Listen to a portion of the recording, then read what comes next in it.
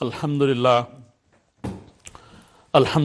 رب العالمین والصلاة والسلام علی سید الانبیاء والمرسلین وعلی آلہ واصحابہ اجمعین اما بعد فاعوذ باللہ من الشیطان الرجیم بسم اللہ الرحمن الرحیم الا ان اولیاء اللہ لا خوف علیہم ولا هم یحزنون صدق اللہ مولانا العظیم و صدق رسولہ النبی الکریم الامین اللہم صلی وسلم علی سیدنا محمد وعلی آل سیدنا واصحاب سیدنا محمد کما تحب و ترضی بان تصلی علیہ صلاۃ و سلاما علیک یا سیدی یا رسول اللہ وعلی آلک و اصحابک یا حبیب اللہ۔ اللہ تعالیٰ کی حمد و ثنا ہم سب کے آقا مولا ملجا مأوا احمد مجتبی جناب محمد مصطفیٰ صلی اللہ تعالیٰ علیہ وسلم کی بارگاہ اقدس میں ہدیہ درود و سلام عرض کرنے کے بعد محترم ناظرین و سامعین السلام علیکم ورحمۃ اللہ وبرکاتہ۔ آپ احباب کی خدمت میں فرینڈز آف اللہ کا پروگرام لے کر حاضر خدمت ہوں، اور یہ وہ پروگرام ہے جس کو آپ لوگ بہت پسند کرتے ہیں، وہ اس لیے کہ اولیاء اللہ کی تعلیمات سے ہمیں جو رہنمائی ملتی ہے وہ ہماری زندگیوں میں ایک نکھار پیدا کرتا ہے۔ آج ہم نے جس شخصیت پر گفتگو کرنی ہے، اللہ تعالیٰ نے بہت ساری صلاحیتوں سے ان کو نوازا اور اپنے بندوں میں سے ان کا شمار کیا، اور آپ کے الحمدللہ ماننے والے چاہنے والے لاکھوں کی تعداد میں پوری دنیا میں موجود ہیں، اور اہل سنت والجماعت کے جتنے بھی علماء کرام مفتیان اعظام، ان کا کسی نہ کسی حوالے سے شخصیت سے تعلق بنتا ہے۔ میری اس سے مراد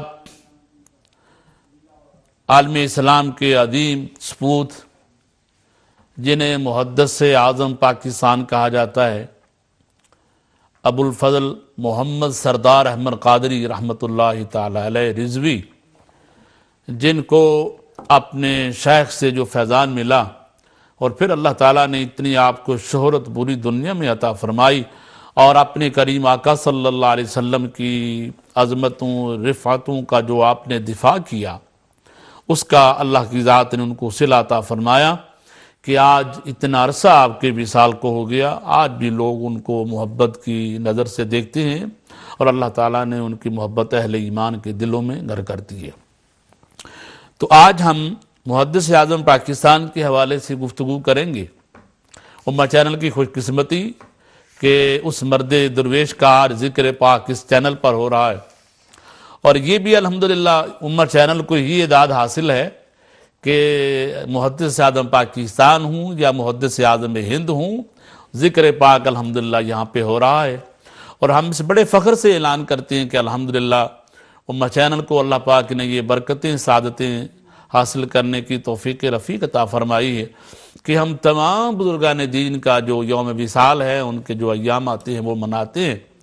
تو میں اس پر امہ چینل کی انتظامیہ کو اور اپنے بھائی کو مبارکباد بھی پیش کروں گا، دعا گو بھی ہیں کہ اللہ تعالیٰ اپنے حبیب صلی اللہ علیہ وسلم کی دعاؤں کے صدقے میں، صحابہ پاک اہل بیت اطہار اولیاء اللہ کی توجہات کے صدقے میں اس چینل کو اللہ تعالیٰ مزید ترقیاں اور عروج نصیب فرمائے، اور اس پلیٹ فارم سے رسول اللہ کی عظمتوں کے پرچم اسی طرح بلند ہوتے رہیں، اور نسل در نسل قیامت تک یہ سلسلہ اللہ پاک اس طرح جاری و ساری فرمائے۔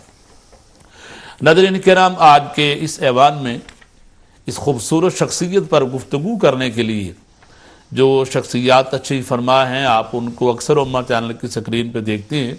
الحمدللہ ان کی جو خدمات دین ہیں وہ کسی سے چھپی ڈھکی نہیں ہیں، دن رات اللہ کے دین کی خدمت کرنا اور صرف رضا الہی کے لیے کام کرنا، بہت کم لوگ آپ کو ایسے ملیں گے۔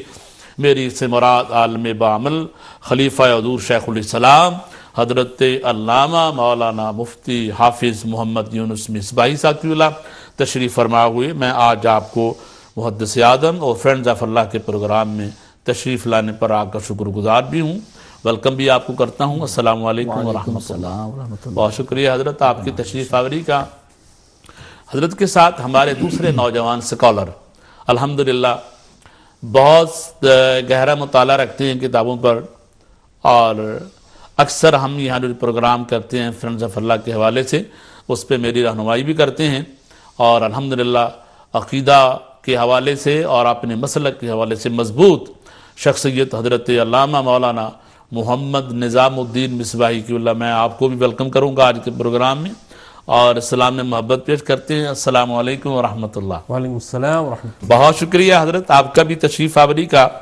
تو ناظرین کرام، الحمدللہ امہ چینل کا جو پلیٹ فارم ہے اس پر بہت سارے بزرگان دین کی دعاؤں کا الحمدللہ یہ ہمیں عکس بھی نظر آتا ہے۔ ہم ابھی کچھ مہینے پہلے حضور دتا صاحب پر پروگرام کر رہے تھے، تو ہمارے لیے بہت بڑا ایک آنر تھا، بہت بڑا اعزاز تھا کہ حضور شیخ العالم حضرت علامہ پیر علاء الدین صدیقی قبلہ جو کہ محدث اعظم پاکستان کے شاگردوں میں شامل ہوتے ہیں، تو آپ نے بڑی خوبصورت یہاں پر ہماری حوصلہ افزائی کی اور بڑی دعاؤں سے نوازا، ہمیں بھی علماء کو اور امہ چینل کو اپنے دعاؤں سے نوازا۔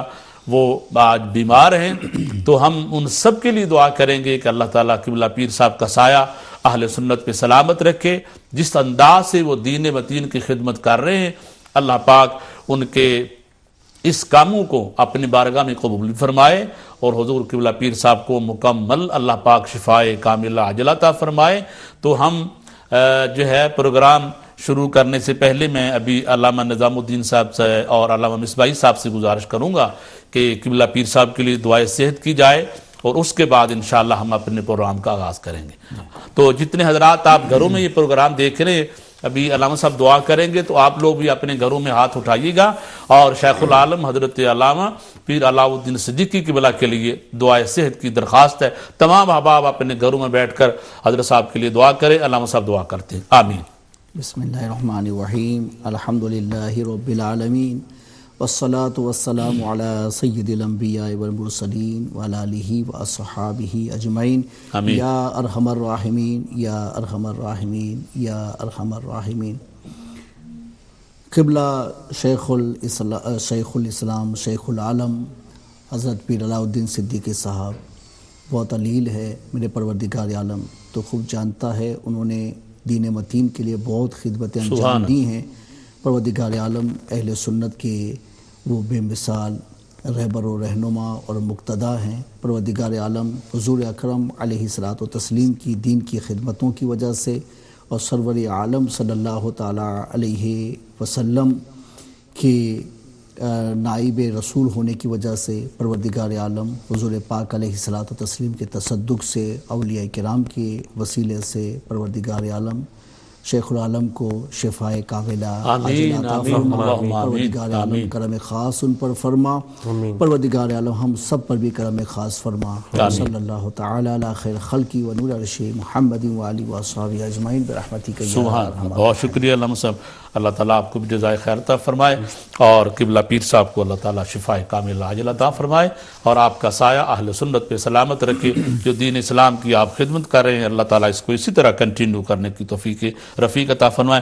علامہ صاحب آپ کی طرف آتا ہوں۔ آج کا ہمارا جو ٹاپک ہے محدث اعظم پاکستان رحمۃ اللہ تعالیٰ علیہ، یہ وہ شخصیت ہیں جن کو اللہ تعالیٰ نے اپنے دین کے لیے چن لیا، اور ایسے لوگوں کو اللہ تعالیٰ بچپن میں ایسی صلاحیتیں ان کے دل میں دین کی محبت ڈال دیتا ہے۔ اب یہ ساری چیزیں انشاءاللہ آپ علامہ صاحب سے سنیں گے کہ محدث اعظم پاکستان رحمۃ اللہ علیہ کی ابتدائی حالات زندگی، اور آپ کب پیدا ہوئے، کس دور میں آپ تشریف لائے، اس کے حوالے سے میں ملتمس ہوں حضرت علامہ مولانا مفتی محمد یونس مصباحی صاحب سے۔ بسم اللہ الرحمن الرحیم، نحمدہ ونصلی علی رسولہ الکریم وعلی آلہ واصحابہ اجمعین، اما بعد فاعوذ باللہ من الشیطان الرجیم، بسم اللہ الرحمن الرحیم، اہدنا الصراط المستقیم صراط الذین انعمت علیہم، سبحان صدق اللہ مولانا العظیم۔ قاری صاحب قبلہ میں آپ کا شکر گزار ہوں، ماں چینل کے منتظمین کا بھی کہ آپ نے مجھے مدعو کیا، اور محدث اعظم پاکستان حضرت علامہ و مولانا محمد سردار احمد رحمۃ اللہ تعالی علیہ سبحان اللہ. کی بارگاہ میں خراج عقیدت پیش کرنے کا موقع عنایت کیا. اللہ تعالیٰ مجھے حق کہنے، سب کو حق سننے، آمین. اس پر عمل کی توفیق عطا فرمائے. سبحان. دین جو چلتا ہے وہ علماء کرام کی سعی پیہم سے چلتا ہے، اور دین میں آپ جو کچھ دیکھ رہے ہیں ان سب کے پیچھے علماء کرام کی خدمتیں شامل ہوتی ہیں. ہمارے آقا مولا صلی اللہ علیہ وسلم کے دنیا سے جانے کو 1400 سال کا طویل عرصہ گزر گیا، لیکن یہ دین جیسا تھا ایسا بھی محفوظ ہے، اور اس کی حفاظت کے پیچھے رسول اکرم علیہ الصلوۃ والتسلیم کے نائبوں کا ہاتھ ہے. اور حضور نے خود ارشاد فرماتا کہ علماء امتی کا انبیاء بنی اسرائیل، میری امت کے علماء بنی اسرائیل کے انبیاء کی طرح سے ہوں گے، کہ ان کے رسولوں کا جو پیغام ہے وہ انبیاء کی کاوشوں سے چلتا رہتا تھا، دین میں کوئی خرابی نہیں آتی تھی، اور وہ دین کو یعنی منظم کر کے لوگوں کے سامنے پیش کرتے تھے. ایسا ہی ہمارے آقا نے ارشاد فرمایا کہ میرے جانے کے بعد تو نبوت کا سلسلہ تو ختم ہو چکا ہے، کوئی نیا نبی تو آنے والا نہیں ہے.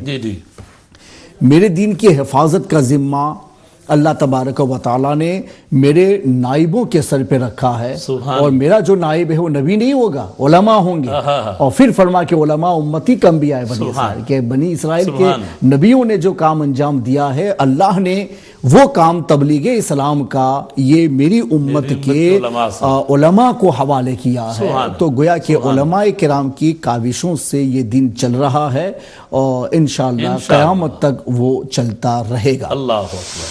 آج کل آپ یہ بھی دیکھیں کہ بھئی مسلمان قرآن شریف پڑھنا جانتے ہیں اور دین کی بہت ساری باتوں سے واقف ہے، آخر ان کو قرآن سکھاتا کون ہے، مسائل سے واقف کرتا کون ہے، دین کے عقائد و نظریات سے واقف کون کرتا ہے، خلاف عقائد و نظریات پہ بات ہوتی ہے تو اس کا دفاع کون کرتا ہے. ملا کہ آپ کو یہی کہنا پڑے گا کہ علماء کرام ہی اس کام کو انجام دیتے ہیں. تو ہر زمانے میں علماء نے یہ کام انجام دیا، اور انشاءاللہ قیامت تک دیتے رہیں گے. اور یہ ان کا یہ منصب ہے جو حضور اکرم علیہ الصلوۃ والتسلیم کے جانب سے آپ کو ملا ہے، کہ حضور نے ان کو اپنا نائب قرار دیا ہے، اپنا وارث قرار دیا ہے. کہ بھئی دنیا میں تو لوگ وارث اپنی اولاد کو قرار دیتے ہیں کہ میرے جانے کے بعد میری اولاد میرا وارث ہوگی، لیکن فخر موجودات صلی اللہ علیہ وسلم کو اپنے دین سے کس قدر پیار ہے، اپنی امت سے کس قدر محبت ہے، کہ آپ جب اپنی وراثت کی تقسیم پر آتے ہیں تو یہ فرماتے ہیں میں اللہ کا نبی ہوں، میں درہم و دینار کو تقسیم نہیں کرتا، میں اللہ کے جانب سے دین لے کے آیا ہوں، علم لے کے آیا ہوں، اور میں علم کی وراثت کو تقسیم کرتا ہوں. اور میں نے اپنی علم کی وراثت کو صرف اولاد کے نام پہ نہیں رکھا ہے، پوری امت مسلمہ کو لیے میں نے عام کر دیا ہے کہ جو بھی میرے دین کی اس میراث کو لینا چاہے وہ دین کے میدان میں آئے اور علم سیکھتا چلا جائے تو نبی کی میراث اس کے ہاتھ لگ جائے گی. یعنی گویا کہ وہ حضور کے زمانے تک محدود نہیں ہے، قیامت تک جو بھی علم رسول سے فائدہ اٹھائے گا وہ وراثت رسول کا حقدار سبحان اللہ. اس لیے علماء کو وارثین نبی بھی قرار دیا گیا. گویا نبی اسلام کی جو وراثت ہے وہ علم ہے. سبحان جی، علم شریعت، علم اسلام. بہت اچھا. تو حضرت مفتی محدث اعظم پاکستان رحمۃ اللہ تعالی علیہ، یہ ان کی جو پیدائش ہے وہ دیال گڑھ گرداسپور مشرقی پنجاب بھارت کے اندر ہوئی تھی. ہندوستان میں آپ کی پیدائش ہے، اور پیدائش کی تاریخ کے سلسلے میں کافی اختلاف ہے، لیکن جو بہت سارے علماء نے تحقیق کے بعد میں ایک تاریخ کو منتخب کیا ہے وہ یہ ہے کہ 29 جمادی الاخری 1321 میں ہجری میں آپ کی پیدائش ہوئی. ٹھیک. اور سن عیسوی کے حساب سے یہ اس کے علاوہ کچھ فرق بھی اس میں 1922 کو کچھ واقعات جو ذکر کیا گیا ہے کہ حجت الاسلام وہاں تشریف لائے تھے، اس سے انہوں نے ماخوذ کیا کہ اس کے حساب سے ان کی عمر اتنی بن سکتی ہے، تو وہ 1903 بتایا گیا ہے عیسوی سن کے حساب سے. سبحان اللہ. سبحان اللہ. جی.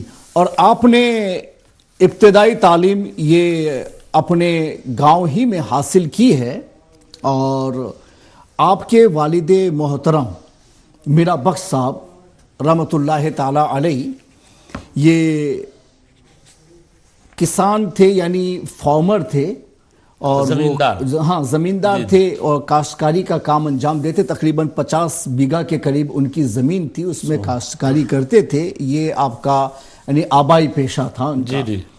بہت دیندار، پرہیزگار اور علماء مشائخ سے محبت کرنے والا گھرانہ تھا. اور اس قدر مہمان نواز تھے کہ ان کے گاؤں میں ان کے گھر کی مثال نہیں تھی مہمان نواز. یہ فرما گیا ہے. تو آپ کی جو والدہ محترمہ ہیں وہ حضور غوث پاک رحمۃ اللہ تعالیٰ علیہ سے بے حد محبت کرنے والی تھی. اور عام طور پہ ہمارے سنی غوث پاک سے بے حد محبت کرتے ہیں، لیکن یہ ہمارے سنیوں کی علامت ہے کہ ہم بزرگان دین سے محبت کرتے ہیں، علماء مشائخ سے محبت کرتے ہیں، ان سے نفرت کبھی نہیں کی ہے. نفرت کرنے والی قوم تو بہت بعد میں پیدا ہوئی ہے. وہ جو پہلے کے تھے وہ سب اہل محبت تھے، اور وہ خود اہل اللہ تھے اور اہل اللہ سے محبت کرنے والے تھے. اور ظاہر سی بات ہے بھائی، جو اہل اللہ بننا چاہتا ہے وہی اہل اللہ سے محبت کرنا چاہتا ہے نا. اور جو آدمی متنفر ہوتا ہے اہل اللہ سے تو وہ آدمی گویا کہ وہ اللہ اور اس کے دین سے ہی مخالف ہوتا ہے، چونکہ اہل اللہ کے ذریعہ ہی اللہ کے دین پر آدمی گامزن ہو سکتا ہے. تو اہل اللہ سے محبت کرنے والوں میں ان کا شمار ہوتا تھا. فرما گیا کہ حضرت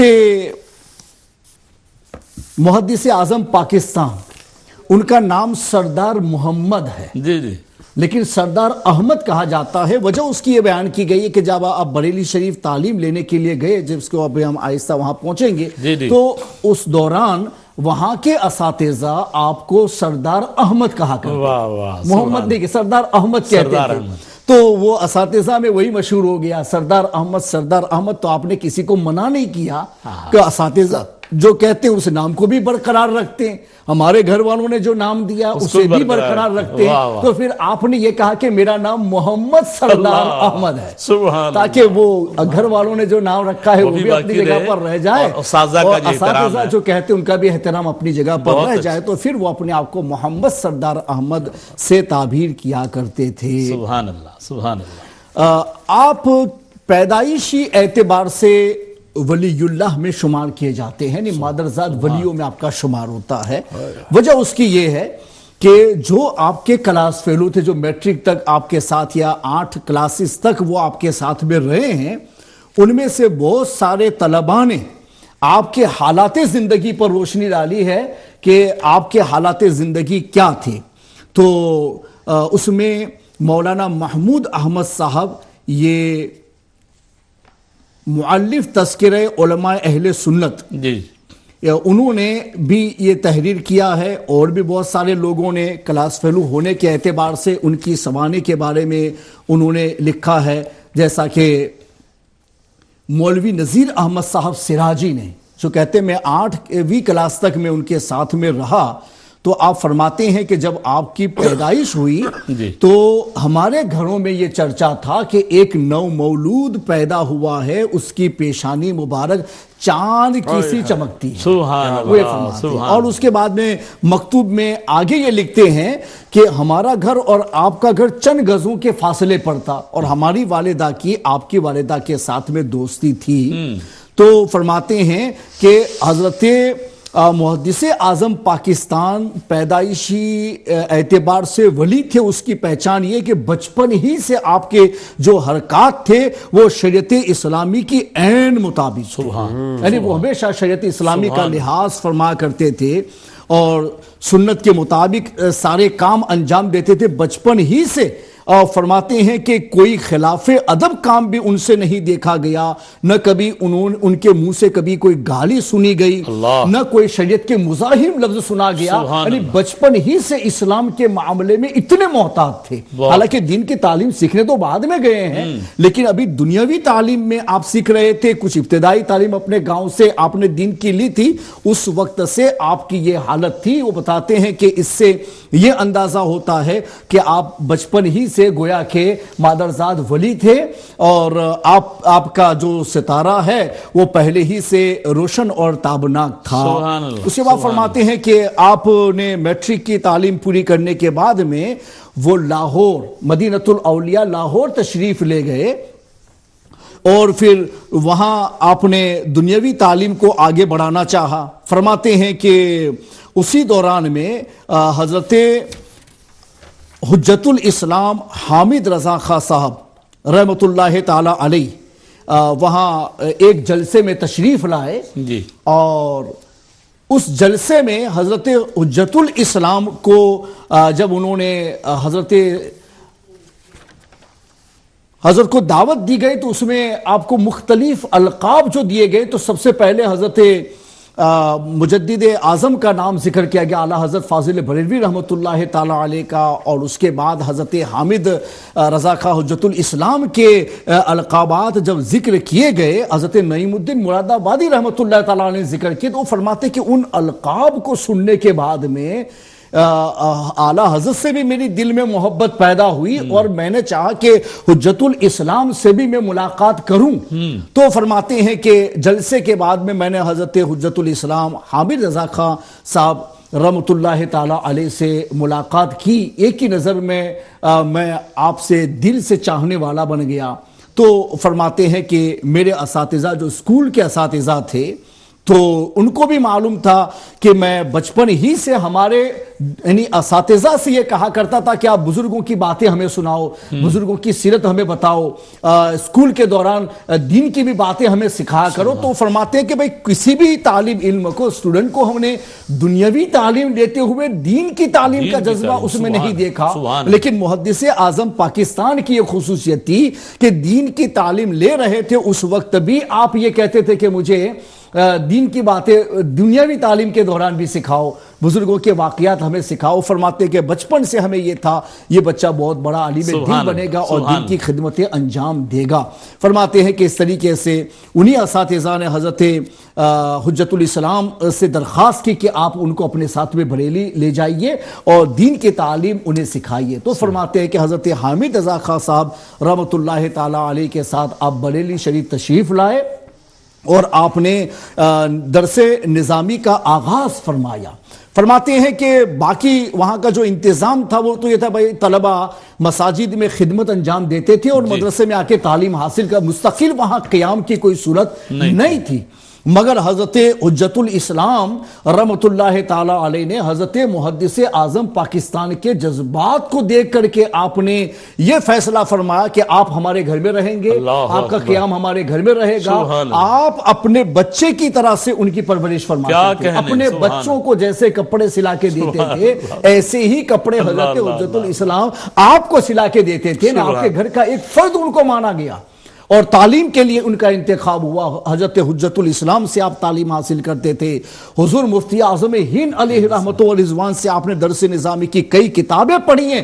خود حضرت مفتی اعظم ہند علیہ رحمت و رضوان آپ کے بارے میں فرماتے ہیں کہ میں نے جب بھی محدث اعظم پاکستان کو دیکھا تو دور طالب علمی میں نے ان کے ہاتھ میں کتاب کو دیکھا ہے، جب بھی دیکھا ان کو مطالعہ کرتے ہوئے دیکھا ہے۔ فرماتے ایون کہ وہ مسجد میں نماز کے لیے تشریف لاتے تھے تو لوگ مسجد میں آ کر کے منتظر رہتے تھے جماعت کے، تو اس میں ورد و وظائف پڑھتے ہیں، لیکن محدث اعظم پاکستان ایک ایسے طالب علم تھے کہ کتاب ساتھ میں لے کے آتے تھے اور جماعت کے انتظار میں جب تک ان کا وقت رہتا تھا اس میں بھی وہ کتاب کا مطالعہ کیا کرتے تھے۔ یہ آپ نے فرمایا حضور مفتی اعظم ہند علیہ رحمۃ اللہ رضوان نے۔ فرماتے 3 سال تک آپ نے وہاں تعلیم حاصل کی بریلی شریف میں، ان مقتدر شخصیتوں کے پاس کہ جن مقتدر شخصیتوں کو ایک نظر دیکھنے میں آدمی اپنی روحانی معراج سمجھتا ہے، جیسے حضور مفتی اعظم ہند علیہ رحمۃ اللہ رضوان کو ایک نظر دیکھ لیا جائے تو دیکھنے والا سمجھتا ہے چلو میری روحانی معراج ہو گئی کہ میں نے حضور مفتی اعظم ہند کا دیدار کر لیا۔ حجت الاسلام کی بارگاہ میں حاضری دینے والا ایک لمحہ اگر وہاں بیٹھنے کا موقع ملتا تھا تو وہ سمجھتا تھا میری روحانی معراج ہو گئی کہ ایسے عالم دین حجت الاسلام سے ملنے کا مجھے موقع میسر آ گیا. یہ حضور محدث اعظم پاکستان وہ شخصیت ہے کہ صرف بارگاہ میں ایک لمحہ بیٹھی نہیں، برسوں تک جن کی بارگاہ میں بیٹھ کر کے زانوی تلمس طے کیا، ان سے علم حاصل کیا، حجت الاسلام سے بھی اور حضور مفتی اعظم ہند علیہ رحمت و رضوان سے بھی آپ نے علم حاصل کیا. سبحان شرح جامی تک ان کے پاس میں پڑھے. اور اس کے بعد میں جب آپ نے سنا کہ حضرت صدر الشریعہ بدر الطریقہ حضرت امجد علی علیہ رحمت و رضوان مصنف بہار شریعت، وہ اس وقت مدرسہ معینیہ عثمانیہ میں اجمیر شریف میں تعلیمی خدمت انجام دے رہے تھے، مگر آپ کی تعلیم کا یعنی شور پوری ہندوستان میں مچا ہوا تھا. اس طریقے سے آپ تعلیم دیتے تھے. تو آپ نے چاہا کہ میں وہاں چل کے تعلیم حاصل کروں، تو اس کے بعد آپ اجمیر شریف تشریف لے گئے اور حضرت صدر الشریعہ بدر الطریقہ امجد علی علیہ رحمت و رضوان کے پاس میں آپ نے دین کی بہت ساری درس نظامی کی کتابیں بھی پڑھی، اور اس میں فقہ بھی شامل ہے اور احادیث کا درس بھی شامل ہے. اور اس قدر مطالعے میں مشغول رہتے تھے کہ حضرت صدر الشریعہ علیہ رحمت و رضوان نے جب یہ دیکھا کہ محدث اعظم پاکستان کو دین سیکھنے کا اس قدر جذبہ ہے کہ وہ ہمیشہ کتابوں کو دیکھنے میں مشغول رہتے، کبھی کبھی تو رات کو مطالعہ کرتے، فجر تک نہیں سوتے ہیں اور رات بھر جا کر کے کتابوں کا مطالعہ کرتے ہیں. تو حضرت صدر الشریعہ آپ کو الگ سے بھی کتابیں پڑھاتے تھے، یہاں تک کہ جمعہ کے دن چھٹی ہوتی تھی اس میں کتابیں پڑھاتے تھے. کبھی کبھی آپ مزار اقدس کے پاس میں بیٹھتے تھے، وہاں حاضری دیتے تھے، وہاں سبق پڑھاتے تھے. جب حضرت کی طبیعت تھوڑی سی ناساز ہوئی اور آپ گھومنے کے لیے وہاں یعنی تالاب کے پاس میں تشریف لے جاتے تھے، تو حضرت محدث اعظم پاکستان اس وقت بھی اپنی کتاب لے کر کے حضرت کے ساتھ میں جاتے اور وہاں چل کے آپ یعنی تعلیم حاصل کرتے تھے. تو حضرت امجد علی رحمت و رضوان نے بھی آپ کی بہت مدد فرمائی، چونکہ وہ سیکھنا چاہتے تھے. آپ جو چھٹیاں رہتی تھی اس میں بھی آپ کو سکھاتے تھے اور آپ بھی استاذ محترم کا بہت ادب کیا کرتے تھے. جیسے ہمارے ہندوستان کے بہت بڑے محدث جو مبارک پور ہیں حضرت حافظ ملت علیہ رحمت و رضوان، وہ بھی اس وقت طالب علم تھے جس وقت حضرت محدث اعظم پاکستان وہاں طالب علم تھے. دونوں کلاس فیلو تھے. جی ادب اتنا کرتے تھے، استاذ کا اتنا ادب کرتے تھے کہ وہ جب بھی حضرت باہر نکلتے تو حضرت کے جوتے پہلے سے رکھتے اور جب تشریف لاتے تو جوتے اٹھا کے رکھتے تھے. کبھی کبھی حافظ ملت چاہتے میں رکھوں، کبھی یہ چاہتے وہ رکھے، تو پھر دونوں نے صلح کر لی کہ ایسا کرو ایک دن آپ رکھو ایک دن میں رکھوں تاکہ دونوں کو یہ فیض ملے. اس طریقے حضرت حجت الاسلام جب کلاس میں تشریف لاتے تھے تو 8 بجے کا ان کا ٹائم تھا، تو پہلے ہی سے حضرت محدث اعظم پاکستان کھڑے رہتے تھے. جیسے حضرت آتے تھے جوتیاں اٹھا کر کے رکھتے تھے اور جب تشریف لے جاتے تھے پھر آپ رکھتے تھے، ان کو پہنا دیا کرتے. اس طریقے سے آپ نے پورا ادب بھی ملحوظ رکھا ہے. یہاں تک کہ حضرت صدر الشریعہ علیہ رحمت و رضوان کے پاس میں آپ نے درس نظامی مکمل کیا، پھر بریلی شریف تشریف لائے، حضرت امجد علی رحمت و رضوان بھی وہاں رہے اور پھر باقی کی جو تعلیمات ہے آپ نے بریلی شریف مکمل کی. وہ منظر اسلام ہی سے دستار فضیلت آپ نے حاصل کی. اس طریقے سے دنیاوی تعلیم کے ساتھ دین کی تعلیم بھی آپ نے حاصل کی. اور جب آپ لاہور سے بریلی گئے ہیں نا، گھر والوں کو کہا تک نہیں کچھ آپ کو بتایا تھا. جب گھر والے پوچھتے تھے وہ کہاں ہے، کب آئے گا، کس طریقے سے ملاقات ہوگی، برسوں گزر گئے ہیں، تو کہتے گھبراؤ نہیں. ان کے پیر صاحب حضرت سراج الملت تھے، وہ کہتے گھبراؤ نہیں، وہ آ جائیں گے. فرماتے ہیں کہ 4 سال کے بعد پیر صاحب کے یہاں ان لوگوں کو بلا کر کے ملاقات کرائی گئی ہے. تو اس طریقے سے آ کر کے آپ نے دین کی تعلیم مکمل کی اور ایسا پڑھا کہ آپ کی والدہ کہتی تھی کہ میں نے اپنے بیٹے کا نام سردار محمد اس نے رکھا ہے کہ مجھے معلوم ہے کہ اللہ تعالیٰ اس کو دین کی سرداری عطا فرمائے گا. اور الحمدللہ جیسا نام تھا اللہ نے ان خدمتوں کی بنیاد پر آپ کو اسم با مسمہ بنا دیا کہ آپ ابو الفضل ہوئے. کنیت میں آپ کے بیٹے کا نام فضل رسول تھا، ابو الفضل ہوئے. اور سردار چونکہ آپ کے نام میں شامل ہے، خدمت دین کی ایسے کی کہ آپ کو واقعتاً اسم با مسمہ قرار دیا گیا اور آپ کو آج نام سے لوگ کم یاد کرتے ہیں اور محدث اعظم پاکستان کے نام سے لوگ زیادہ یاد کرتے ہیں. سبحان اللہ سبحان اللہ ماشاءاللہ. ناظرین کرام، آپ نے علامہ صاحب کی بہت پیاری گفتگو سماعت فرمائی. محبتوں میں ڈوبی ہوئی، مٹھاس میں ڈوبی ہوئی گفتگو آپ نے سماعت فرمائی۔ محدث اعظم پاکستان ابو الفضل حضرت علامہ محمد سردار احمد قادری رضوی رحمۃ اللہ تعالی علیہ کے ابتدائی حالات زندگی، آپ کا خاندانی پس منظر ان پر، اور آپ کی بچپن کی بہت ساری باتیں آپ دیکھیں کہ اللہ تعالیٰ نے جس خاندان سے ان کا تعلق تھا، جٹ آپ کا قبیلہ ہے، چودھری جسے آج کل ہم کہتے ہیں، تو الحمدللہ آپ نے دین کو آپ نے ترجیح دی، اور ایک عالی گھرانے سے آپ نے تعلیم پڑھنے کے لیے نکلے۔ تو ہمارے لیے یہی یہ مثال ہے محدث اعظم رحمۃ اللہ علیہ کی زندگی، کہ آج جو بڑے بڑے قبائل کے لوگ ہیں، ہم اپنے بچوں کو دین کی طرف بہت کم لاتے ہیں، لیکن دنیاوی تعلیم کی طرف جو ہے ہم توجہ دیتے ہیں۔ ہم ہزاروں پاؤنڈ اپنے بچوں پہ خرچ کر دیتے ہیں دنیاوی تعلیم کے لیے، کرنے بھی چاہیے، لیکن مسجد میں بچے کو پڑھانے کے لیے 5 پاؤنڈ کی فیس اگر ہو جائے تو وہ ہم پہ بھاری لگتی ہے۔ اسی سے آپ سوچ لیں کہ دین کو ہم نے کیا ویلیو دی ہے، دین کو ہم نے کیا اہمیت دی ہے۔ گویا آپ نے دنیاوی تعلیم کو پہلے ترجیح دی، دین کو ایک ایز سیکنڈ ٹائم کے پارٹ ٹائم کے طور پہ لیں گے تو پھر ہمارے حالات بھی ایسے ہوں گے، اور ہماری اولادیں بھی ایسے بگڑی تھیں۔ محدث اعظم رحمۃ اللہ علیہ کی پاکیزہ زندگی ہمارے لیے مثال قائم کی آپ نے، کہ اعلیٰ گھرانے سے آپ کا تعلق تھا، آپ نے پٹواری کا جو ایک شعبہ ہے وہ بھی آپ نے اختیار کیا، اپنے مرشد کی وہ تدبر کی جو آپ کے شیخ نے کیا تھا تو آپ نے، لیکن آپ نے وہ کام وہ پیشہ اختیار نہیں کیا۔ تو حضرت نے بھی فرمایا کہ دنیاوی تعلیم کی بھی آپ نے حاصل کی، لیکن آپ دنیاوی تعلیم کو ادھورا چھوڑ کے دین کو ترجیح دیتے ہوئے نبی کریم صلی اللہ علیہ وسلم کے دین کے نائب بنے۔ شاید وہ دنیاوی تعلیم میں رہتے تو آج ان کا شاید نام و نشان بھی نہ ہوتا، لیکن دین کو ترجیح دی تو اللہ نے اپنے وعدے کے مطابق فاذکرونی اذکرکم واشکروا لی ولا تکفرون۔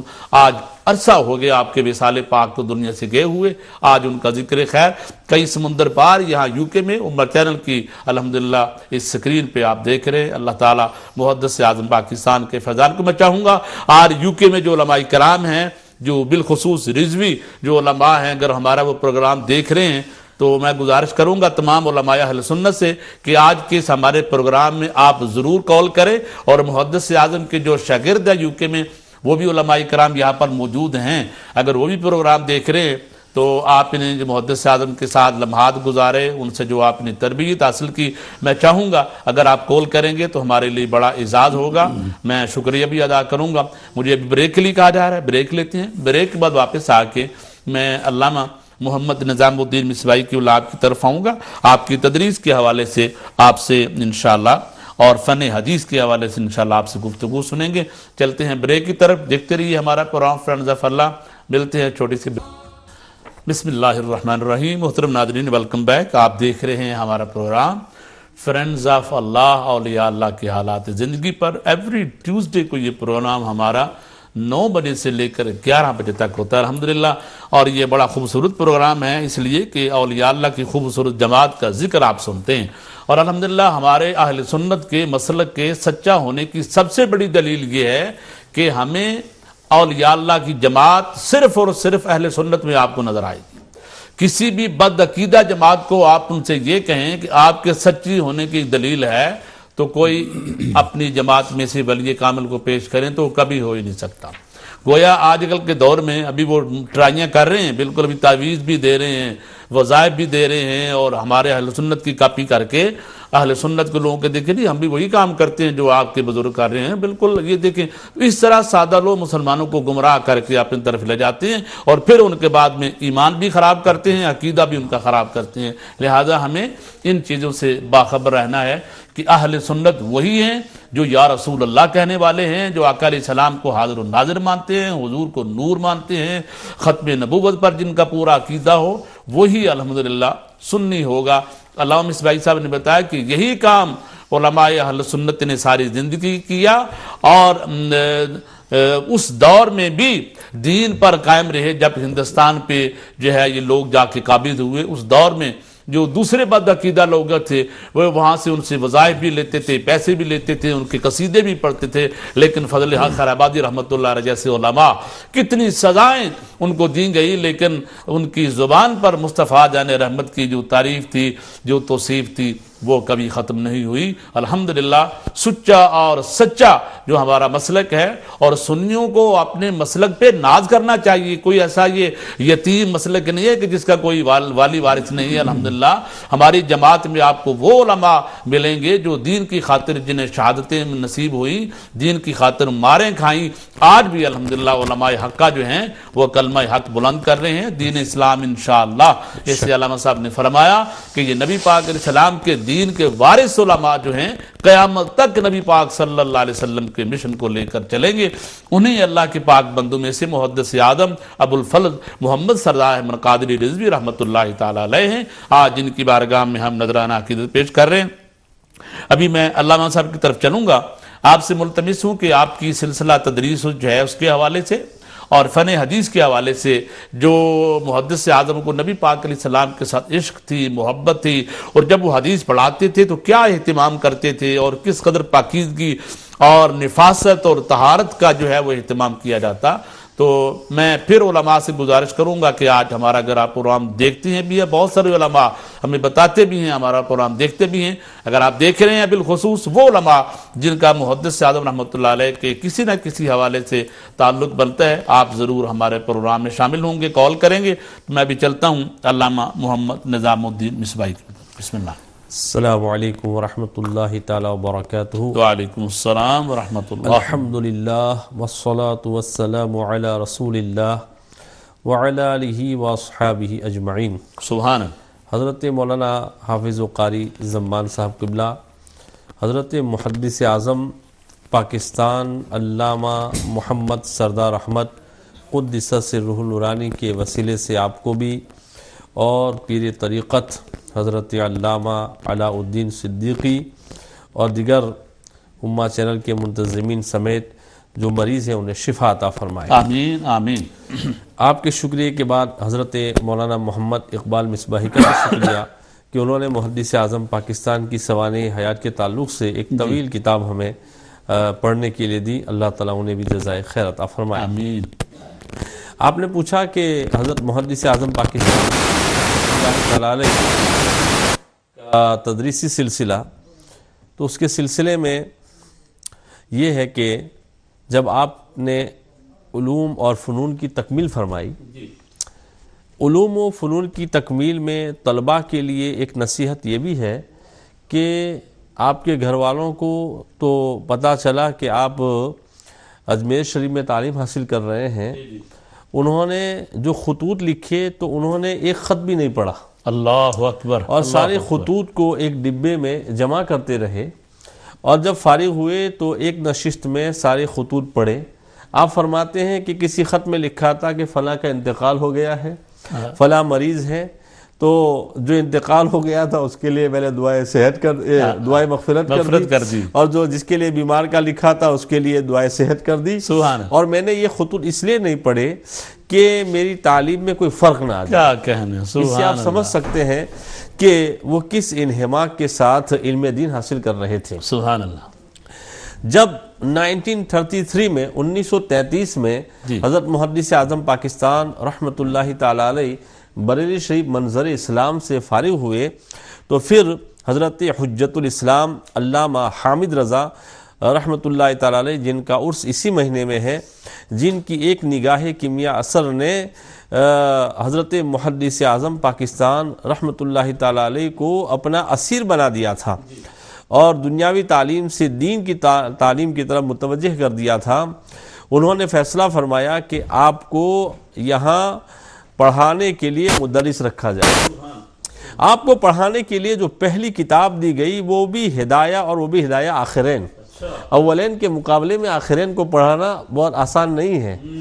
جب ہدایہ آخرین آپ کو پڑھانے کے لیے دی گئی تو جو طلباء تھے وہ مجھے ہوئے تھے، فن فقہ میں خود مہارت رکھتے تھے، تو طلباء نے سوچا کہ ہم حضرت کو جو ہے خاموش کر دیں گے، چند ایسے سوالات کریں گے کہ یہ کتاب وہ نہیں پڑھا سکیں گے۔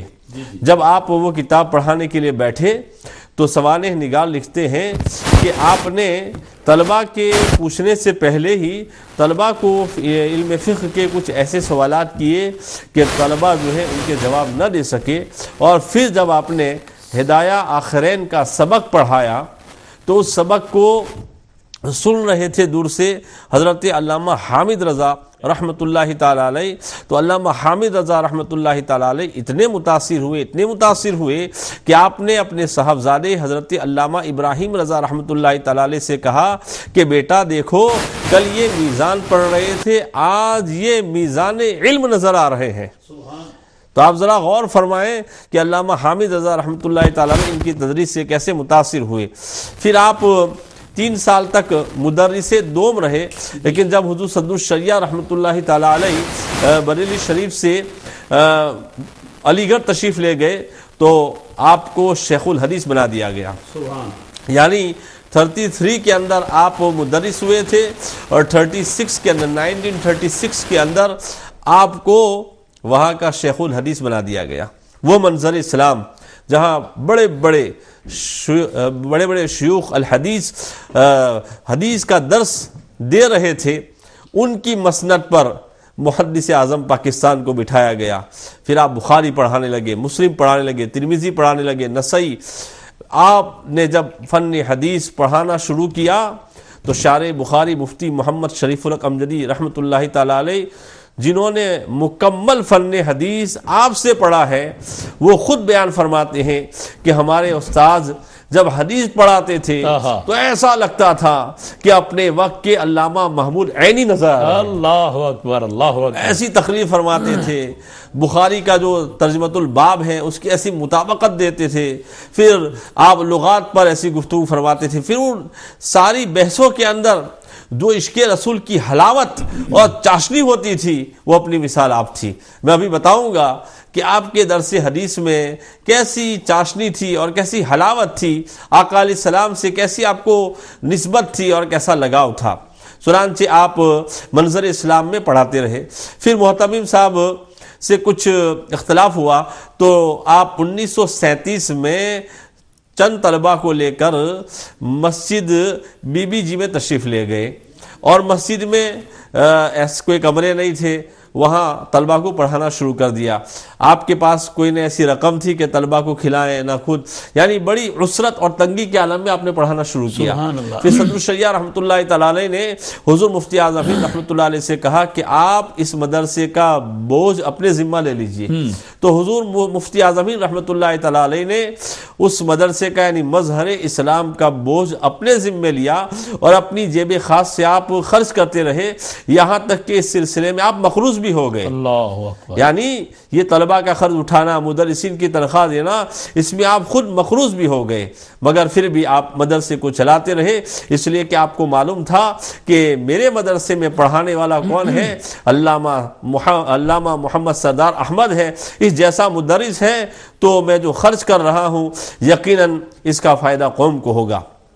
چنانچہ جن لوگوں نے آپ کے پاس پڑھا ان لوگوں میں حضرت شارح بخاری محمد مفتی شریف الحق امجدی ہیں، علامہ مجیب الاسلام اعظمی ہیں، علامہ مفتی وقار الدین ہیں، علامہ محمد صابر نسیم بستوی ہیں، اور پاکستان میں حضرت علامہ شارح بخاری غلام رسول رضوی ہیں، اور حضرت علامہ عبد الرشید رضوی جھنگوی ہیں، حضرت علامہ مولانا محدث بکی شریف سید محمد جلال الدین صاحب ہیں، جو حضرت علامہ مولانا منال اسلام عرفان شاہ مشہدی کے والد گرامی ہیں، حضرت علامہ مولانا عنایت اللہ سانگلہ کے ہیں، حضرت علامہ پیر محمد فاضل ڈانگری ہیں، حضرت علامہ سید منصور حسین شاہ صاحب ہیں، حضرت علامہ مختار الحق صدیقی ٹیکا سنگھ کے ہیں، حضرت علامہ مولانا مختار احمد ہیں، اور حضرت مفتی عبد القیوم ہزاروی ہیں، حضرت پیر علاؤدین صدیقی ہیں.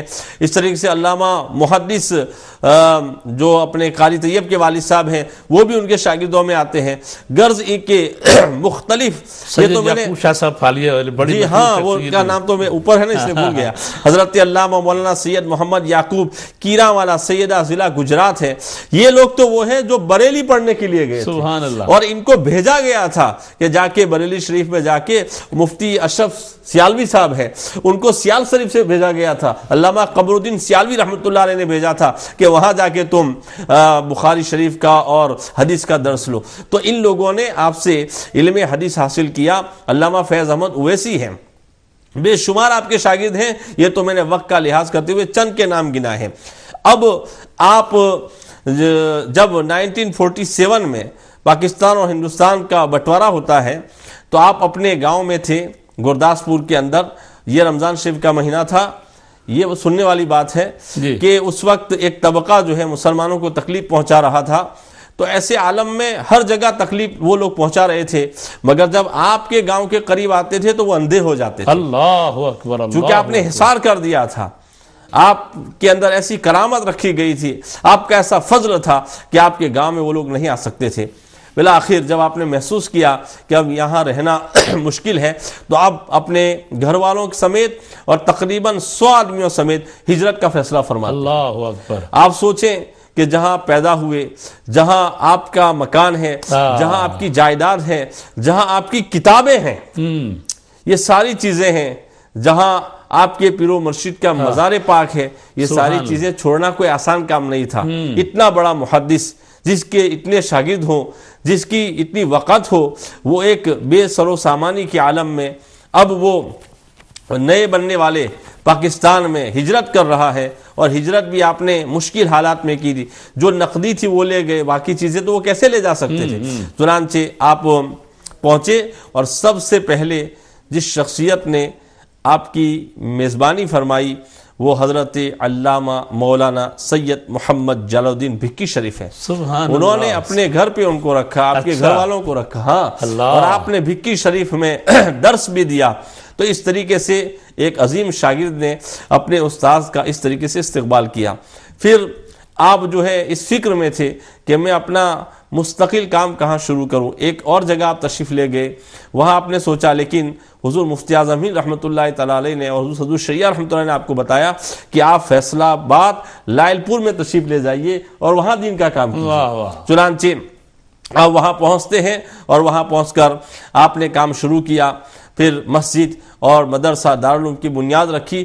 دھیرے دھیرے طلبہ آپ کی بارگاہ میں آتے رہے، یہاں تک کہ بندیال شریف والے علماء جو ہیں معقولات اور دوسری کتابیں تو اپنے پاس پڑھاتے تھے، لیکن جب فن حدیث کی باری آتی تھی تو کہتے تھے کہ جا کے علامہ سردار صاحب سے پڑھو۔ اس سے سمجھ سکتے ہیں کہ وہ کس طریقے سے حدیث پڑھاتے تھے۔ جی سبحان اللہ، سبحان اللہ۔ علامہ سردار رحمت اللہ تعالی علیہ یوں تو فن میں ماہر تھے۔ آپ اندازہ لگائیں کہ آپ خود بیان فرماتے ہیں کہ جب میں منیت المصلی پڑھتا تھا اس وقت میں شامی کا مطالعہ کرتا تھا۔ اچھا، اللہ اکبر۔ یعنی ابتدائی متن کی کتاب پڑھنے کے دوران جو شامی کا مطالعہ کرے پھر اس کے علم کا اندازہ آپ لگا سکتے ہیں۔ بلکہ شارح بخاری مفتی شریف اللہ امجدی فرماتے ہیں کہ سب سے پہلے میں نے فتاویٰ کی اگر ٹریننگ لی ہے تو وہ علامہ سردار سے لی ہے۔ سبحان۔ اس سے آپ سمجھ سکتے ہیں کہ وہ کتنے بڑے مفتی بھی تھے، لیکن محدث سے وہ مشہور ہوئے۔ جب آپ حدیث پڑھاتے تھے تو اس کا عالم کیا ہوتا تھا؟ چنانچہ حدیث پڑھانے سے پہلے آپ غسل فرماتے تھے اور ساتھ ساتھ وضو فرماتے تھے اور شاندار امامہ پہنتے تھے۔ لوگ بتاتے تھے کہ ایسا لگتا ہے کہ کسی تقریب میں جا رہے ہیں، کوئی تقریر کرنے کے لیے جا رہے ہیں، اور پھر آپ بیٹھ جاتے اور اپنے درس کا آغاز قصیدہ بردہ سے شروع فرماتے، قصیدہ بردہ سے شروع فرماتے، اور ایک مخصوص درود شریف ہے جو کتاب میں لکھا ہوا ہے اس کو پڑھتے، اور پھر جب آپ حدیث کا درس دیتے تو پھر دائیں بائیں نہیں دیکھتے تھے۔ چنانچہ علامہ مفتی اقتدار صاحب آپ کے درس حدیث کا نقشہ کھینچتے ہوئے بیان فرماتے ہیں کہ ایک بار میں اور میرے والد گرامی مفتی اعظم پاکستان علامہ مفتی احمد یار خان نعیمی رحمۃ اللہ تعالی علیہ لائل پور تشریف لے گئے۔ اس دوران جب ہم پہنچے تو آپ بخاری شریف کا درس دے رہے تھے۔ آپ نے ایک نگاہ ایسے دیکھی اور آپ بس پڑھاتے رہے اور فرماتے ہیں کہ جب حضرت امیر معاویہ رضی اللہ عنہ کا تذکرہ آ گیا تو میرے والد گرامی کی طرف اشارہ کرتے ہوئے کہا کہ انہوں نے کتاب بھی لکھی، آپ کی کتاب کا حوالہ بھی دیا، اور اس قدر آپ نے عشق رسول میں ڈوب کے درس دیا کہ جب آپ کا درس پورا ہوا تو غور کیجئے کہ مفتی احمد یار خان نعیمی کون ہیں، جو علامہ سید نعیم الدین مراد آبادی کے شاگرد ہیں، جو شارح مشکات ہیں، وہ کیا کہتے ہیں؟ ان کے جملے ہی کافی ہیں محدث اعظم کی شخصیت کو ڈسکرائب کرنے کے لیے۔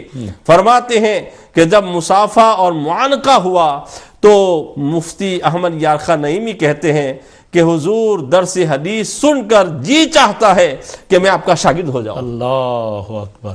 بتائیے، مفتی احمد یار خان نعیمی جیسی شخصیت کہہ رہی ہے کہ علم حدیث کا جو فیضان میں یہاں دیکھ رہا ہوں، عشق رسول کی جو چاشنی حلاوت اور مٹھاس دیکھ رہا ہوں، ایسا دل چاہتا ہے کہ میں آپ کا شاگرد ہو جاؤں۔ اور آپ کے علم حدیث پڑھانے میں کیا فیضان تھا۔ علامہ سید قمر الدین سیالوی رحمت اللہ تعالی علیہ کے بارے میں ان کے مرید لکھتے ہیں کہ جب آپ حضرت سے ملاقات کے لیے تشریف لے جاتے تو دارالحدیث سے کافی دور اپنے جوتے اتار لیتے۔ مرید نے کہا کہ اتنی دوری پہ آپ جوتے اتار رہے ہیں، ارے قریب جا کے اتار لیجئے۔ کہا کہ تم یہ کیا دیکھ رہے ہو؟ گرد و غبار دیکھ رہے ہو، تمہاری نظر گرد و غبار پر ہے، میری نظر ان انوار و تجلیات پر ہے کہ علامہ محمد سردار احمد جب درس حدیث دیتے ہیں تو آسمان دنیا سے انوار و تجلیات کی بارش ہوتی ہے، وہ انوار و تجلیات میں دیکھ رہا ہوں، اس لیے میں جوتے اتار دیتا ہوں تاکہ اس کے کچھ چھینٹے مجھے بھی مل جائے۔ سبحان۔ یہ ان کے شاگرد نہیں ہیں، یہ ان کے استاذ نہیں ہیں، یہ سیال شریف کے رہنے والے ہیں اور ان کی یہ تعریف کر رہے ہیں۔ علم حدیث کیسے پڑھاتے تھے؟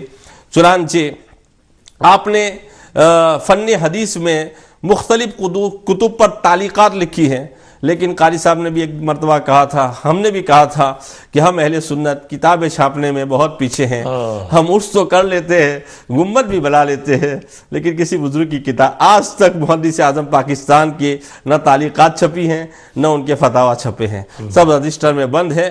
اس کی وجہ ہمیں سمجھ میں نہیں آتی ہے۔ بہرحال جو کچھ ان کے شاگردوں نے بطور مثال کے لکھا ہے اس میں صرف ایک مثال پیش کرتا ہوں۔ حدیث تعریض، جس میں یہ ہے کہ نبی پاک صلی اللہ علیہ وسلم ایک مرتبہ غزوے پہ تشریف لے گئے، آپ سو گئے، حضرت بلال سے کہا تھا، ان کو بھی نیند آ گئی، یہاں تک کہ سورج نکل آیا اور تب آپ کی آنکھ کھلی، یعنی فجر کی نماز جو ہے بلا قصد قضا ہو گئی۔ تو اس پر محدثین نے کلام کیا کہ نبی پاک صلی اللہ علیہ وسلم تو یہ فرماتے ہیں کہ میری آنکھیں سوتی ہے، دل بیدار ہوتا ہے۔ ینام عینی ولا ینام ہاں، قلبی۔ یہ محدثین کلام کرتے، امام نووی نے کلام کیا، محدث طاہر پٹنی نے کلام کیا اور محشی بخاری نے کلام کیا کہ حدیث میں تو یہ آیا ہے کہ آپ کی آنکھیں سوتی ہے، دل بیدار رہتا ہے، تو پھر آپ کو سورج کے طلوع ہونے کا پتہ کیوں نہیں چلا؟ اللہ اکبر، اللہ۔ اس پر محدث پٹنی نے اپنی رائے دی، امام نووی نے اپنی رائے دی۔ محدثین کہنے لگے کہ بات یہ ہے کہ یہ سورج کے طلوع کا تعلق آنکھ سے ہے، اور آپ فرماتے ہیں کہ آنکھ سوتی ہے، تو چونکہ اس کا تعلق رویت سے تھا اس لیے آپ کو پتہ نہ چلا، اور آپ کا دل بیدار ہوتا ہے، اور وہ دل کی بیداری جو ہے اس کا تعلق حدث سے ہوتا ہے یا علم و تکلیف سے ہوتا ہے، اس لیے وہ کہہ رہے ہیں یعنی محسوسات جو ہے جن کو آنکھوں سے دیکھا جاتا ہے وہ آپ جب عالم نوم میں ہوتے ہیں تو اس سے آپ کو ایک طرح کی خبر نہیں ہوتی ہے، گویا محدثین کے کہنے کا یہ مطلب ہے۔ اب دیکھیے یہ فرق ہوتا ہے، کیونکہ آپ کس بارگاہ سے حدیث پڑھ کے آئے تھے، اس بارگاہ سے حدیث پڑھ کے آئے تھے جہاں سے پوری دنیا میں عشق رسول بانٹا گیا ہے۔ امام احمد رضا کی بارگاہ سے حدیث پڑھ کے آئے تھے، محدث اعظم پاکستان سے رہا نہ گیا۔ جب حاشیہ دیکھا تو آپ نے کہا اقول، میں یہ کہتا ہوں کہ محدثین یہ کہہ رہے ہیں کہ اس کا تعلق چونکہ قلب سے نہیں تھا، آنکھ سے تھا، اس لیے آپ کو اطلاع نہ ہوئی۔ میں یہ کہتا ہوں کہ بات دراصل یہ ہے کہ نبی پاک صلی اللہ علیہ وسلم کو نیند کے عالم میں بھی محسوسات کی خبر ہوتی ہے، جس کا تعلق آنکھ سے دیکھنے سے اس کی بھی خبر ہوتی ہے، مگر جب آپ سو گئے اس موقع پر تو اللہ تعالیٰ نے تھوڑی دیر کے لیے آپ کی تمام تر توجہ اپنے جلووں کی طرف کر دی۔ جب خدا کے جلووں میں اللہ کے حبیب گم ہو گئے، کیوں گم ہو گئے؟ اللہ نے کیوں گم کر دیا؟ تاکہ امت جب قضا نماز پڑھنے کی باری آئے تو سنت رسول اس معاملے میں ڈھونڈ لے کہ قضا نماز کیسے پڑھی جاتی ہے۔ تو محدث اعظم پاکستان نے دونوں حدیث میں تطبیق بھی دے دی اور عشق رسول کو بھی اجاگر کر دیا کہ رسول کو بے خبر نہ کہو، یہ کہو کہ اللہ تعالیٰ نے اپنے حبیب کو اپنی طرف متوجہ کر دیا، وہ اللہ کے جلووں میں گم ہو گئے تھے، اس لیے آپ کو اس وقت اطلاع نہ مل سکی۔ پھر سنیے کہ آپ کی حدیث دانی کے بارے میں علامہ معین الدین شافعی فرماتے ہیں کہ ایک مرتبہ بخارا رشیا جہاں کے امام بخاری ہیں، بخارا کے ایک عالم علامہ حامد بریلی میں تشریف لائے، تو لوگوں نے کہا یہ بخارا سے یہاں کیا کرنے آئے ہیں؟ تو کہا کہ یہاں کوئی ہے جن کا نام ہے علامہ مولانا محمد سردار احمد. کہا ہاں. کہا مجھے ان کی زیارت کرنی ہے. سبحان. جب زیارت کرنے کے لیے گئے تو دیکھ کے حیران رہ گئے اور دونوں بغل گیر ہوئے اور کہا کہ میں آپ سے حدیث پڑھنے آیا ہوں. کہا کہاں سے آئے؟ کہا میں بخارا سے آیا ہوں. اللہ. اور سنیے میں نے بخارے میں حدیثیں پڑھی ہے. میں مدرس تھا. بات یہ کہ میں مشکات شریف پڑھا رہا تھا. ایک حدیث مجھے سمجھ میں نہیں آ رہی تھی. میں سو گیا تو نبی رحمت صلی اللہ علیہ وسلم کا مجھے دیدار ہوا. سبحان. اور میں کیا دیکھتا ہوں کہ نبی پاک صلی اللہ علیہ وسلم کے پاس علامہ مولانا محمد سردار احمد بیٹھے ہوئے ہیں. میں نے پوچھا یا رسول اللہ صلی اللہ علیہ وسلم یہ حدیث سمجھ میں نہیں آتی ہے, مجھے سمجھا دیجئے. تو میرے آقا نے فرمایا کہ اگر تمہیں یہ حدیث سمجھنی ہے تو میں نے اجازت دی ہے کہ یہ حدیث پاک آپ کو مولانا محمد سردار احمد سمجھائیں گے. سبحان. ان سے حدیث سمجھو. اور مولانا محمد سردار احمد نے وہ حدیث سمجھائی. تب میں سمجھ گیا کہ یہ کتنے بڑے عالم ہیں کہ جن کے فیضان حدیث کی گواہی خود رسول اللہ دے رہے ہیں. لاؤ میں ان کی بارگاہ میں پہنچتا ہوں اور علم حدیث حاصل کرتا ہوں. چنانچہ وہ بریلی آئے اور بریلی میں آ کر انہوں نے علم حدیث حاصل کیا اور 1940 کے اندر ان کی فراغت ہوئی. ماشاءاللہ. سبحان اللہ. آخری بات میں عرض کرنا چاہتا ہوں کہ علامہ سردار احمد محدث اعظم پاکستان رحمۃ اللہ تعالی علیہ جن کی زندگی یعنی انہوں نے 30 سال تدریسی فرائض انجام دیے ہیں, 5 سال دوسری کتابیں پڑھائی, لیکن 25 سال تک بخاری, مسلم, ترمذی, ابن ماجہ یہ ساری کتابیں پڑھاتے رہے اور اس میں عشق رسول کے جام پلاتے رہے. میرے بھائیوں, کچھ لوگوں کے ذہن میں یہ سوال آ سکتا ہے کہ جب آپ اتنے بڑے محدث تھے تو پھر آپ شارح بخاری کیوں نہیں ہوئے, آپ شارح مسلم کیوں نہیں ہوئے؟ تو سنیے, چونکہ انہیں افراد کو تیار کرنا تھا. افراد تیار ہو جائیں یہ بڑی بات ہوتی ہے. اس لیے اب میں آپ کو بتاتا ہوں کہ ان کے شاگردوں نے ان کے فن حدیث کو کیسے پھیلایا. چنانچہ آپ کے ایک شاگرد ہیں علامہ غلام رسول رضوی, جنہوں نے تفہیم البخاری کے نام سے فن حدیث میں بخاری شریف کی شرح لکھی اور مکمل شرح لکھی ہے. جب آپ اس کو پڑھیں گے تو آپ کو معلوم ہوگا کہ علامہ سردار کا فیضان کس طریقے سے کتاب میں جاری ہے. اسی طریقے سے ہندوستان سے شارح بخاری مفتی محمد شریف الحق امجدی نے نزہۃ القاری لکھی ہے, مقررات حدیثوں کو چھوڑ کر. اس سے آپ کو پتا چلے گا کہ فن حدیث میں آپ کو کتنی مہارت حاصل تھی. شرح موطا علامہ مولانا محمد علی جو علامہ قاری طیب کے والد گرامی ہیں, انہوں نے شرح موطا لکھ کر بتایا کہ علامہ محدث اعظم پاکستان کو کتنی مہارت حاصل تھی. اسی طریقے سے شرح منتخب احادیث بخاری علامہ احسان الحق نے لکھی. اسی طریقے سے علامہ فیض احمد اویسی جو آپ کے شاگرد ہیں, جنہوں نے 3500 کتابیں لکھی. کتنی؟ 3500 کتابیں لکھی. صرف ایک شاگرد نے. بتاؤ کسی فرقے والے نے اتنی کتابیں لکھی ہو؟ سنیو, کیوں گھبراتے ہو؟ ہمارا ایک عالم 3500 کتابیں لکھ رہا ہے. پاکستان کی سرزمین پر علامہ فیض احمد اویسی جنہوں نے 3500 کتابیں لکھی, اور وہ کس کے شاگرد ہیں؟ وہ محدث اعظم پاکستان رحمت اللہ تعالی علیہ کے شاگرد ہیں. تو جن کے شاگردوں نے, ایک شاگرد نے 3500 کتابیں لکھ دی ہے, پھر ان کے فیضان کا میں کہاں تک تذکرہ کروں؟ ہم ہوئے کہ تم ہوئے کہ میر ہوئے, سبھی اس ظلم کے اسیر ہوئے. ماشاءاللہ ماشاءاللہ. ناظرین کرام, آپ نے بڑی تفصیل کے ساتھ اور بڑی معلومات کے ساتھ علامہ صاحب سے محدث اعظم پاکستان مولانا ابو الفضل محمد سردار احمد قادری رضوی رحمۃ اللہ تعالی علیہ کی فن حدیث کے حوالے سے اور آپ کی تدریسی خدمات کے حوالے سے بڑی جامع گفتگو آپ لوگوں نے سماعت فرمائی. تو جن کی محبتوں کے معترف حضور شیخ الاسلام خواجہ قمر الدین سیالوی رحمۃ اللہ تعالی علیہ, جو کہ فیضان گولڈہ شریف کو ملا پیر سیال سے, اور پیر سیال کو جو فیضان ملا پیر پٹھان خواجہ شاہ سلیمان تونسوی رحمۃ اللہ تعالی علیہ. اتنی بڑی شخصیات حضور شیخ الاسلام خواجہ قمر الدین سیالوی رحمۃ اللہ علیہ کا اس قدر محبت آپ سے کرنا اور اس قدر احترام کرنا, اس سے محدث اعظم کا مقام و مرتبہ, اور پھر حضور کی بارگاہ میں جو ان کی حضوری تھی وہ بھی آپ نے سماعت فرمائی. تو ناظرین کرام, میں ابھی علامہ مصباحی صاحب طرف چلوں گا. ہماری لائنیں اوپن ہو چکی ہیں, آپ ضرور آئیے. اور جس طرح ہم باقی اولیاء اللہ کی بارگاہ میں خراج تحسین پیش کرتے ہیں, مجھے امید ہے کہ محدث اعظم کے حوالے سے آج آپ ضرور اس پروگرام میں شامل ہوں گے اور آپ کی حالات زندگی پر گفتگو کریں گے. اور دیکھیں کہ محدث اعظم رحمۃ اللہ علیہ نے دین کو کس قدر اہمیت دی اور جی کتنی آپ نے محبت عطا فرمائی. تو ابھی میں دوبارہ علامہ صاحب کی طرف چلنے سے پہلے مجھے بریک کے لیے کہا جا رہا ہے، بریک لیتے ہیں. بریک کے بعد واپس آ کے محدث اعظم رحمۃ اللہ علیہ آپ کا تقوی و طہارت اور پھر آپ کی نبی کریم صلی اللہ علیہ وسلم کے خاص ساتھ جو آپ کا تعلق ہے اس کے حوالے سے اور پھر علماء اہل سنت کی نظر میں حضور محدث اعظم کا جو مقام و مرتبہ ہے اس پر گفتگو کریں گے علامہ صاحب چھوٹی سی بریک کے بعد.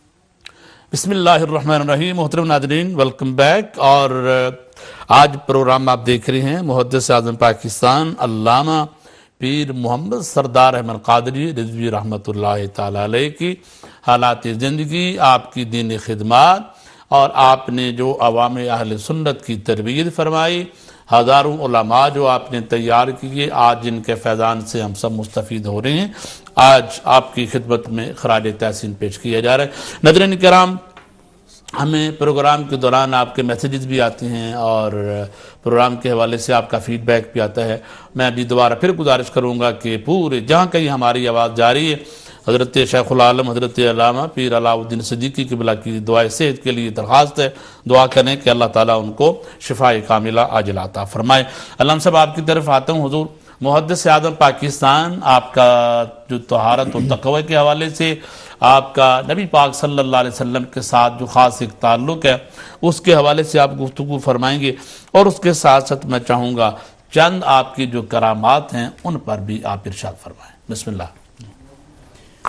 بسم اللہ الرحمن الرحیم.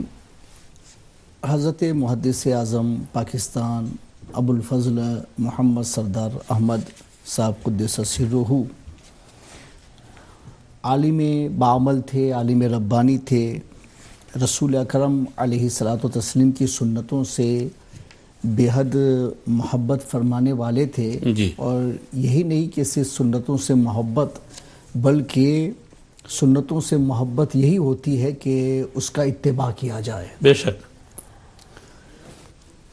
آپ جب درس حدیث پڑھاتے تھے اور سرور عالم صلی اللہ تعالیٰ علیہ وسلم کے کسی عمل کا ذکر ہوتا تھا تو آپ اس طرح کا عمل کر کے بھی بتاتے تھے. سبحان. بلکہ یہ بھی آیا ہے کہ جب حضور پاک صلی اللہ علیہ وسلم کے مسکرانے کا ذکر ہوتا تھا تو آپ خود حدیث پڑھتے ہوئے مسکراتے تھے. سبحان اللہ. اور طلبہ سے بھی یہ فرماتے تھے کہ آپ بھی مسکراؤ، کہ اس کے علاوہ پھر ہمیں موقع کہاں ملے گا کہ ہم درس حدیث کر رہے ہوں اور حضور پاک کا بیان ہمارے سامنے ہے کہ آپ نے ایسے مسکرایا تو اس پر سنت پر عمل کا موقع مل جائے گا. تو خود بھی مسکراتے تھے اور طلبہ سے بھی فرماتے تھے.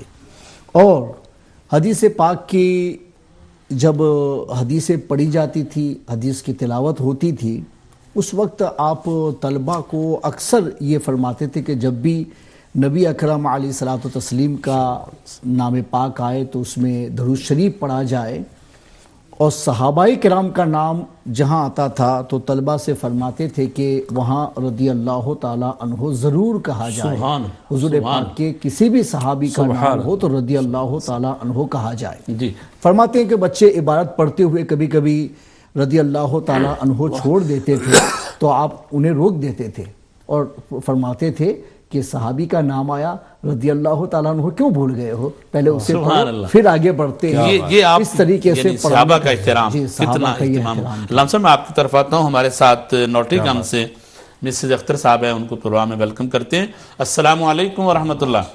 وعلیکم السلام ورحمۃ اللہ وبرکاتہ. عثمان بھائی صاحب آپ کو بہت بہت سلام اور مہمانوں کو بہت بہت سلام. میرے بھائی آپ کی دعاؤں سے اللہ تعالیٰ نے عمرہ نصیب کیا ماشاءاللہ. اچھا ماشاءاللہ. آپ عمرہ شریف میں گئی تھی، مبارک ہو آپ کو.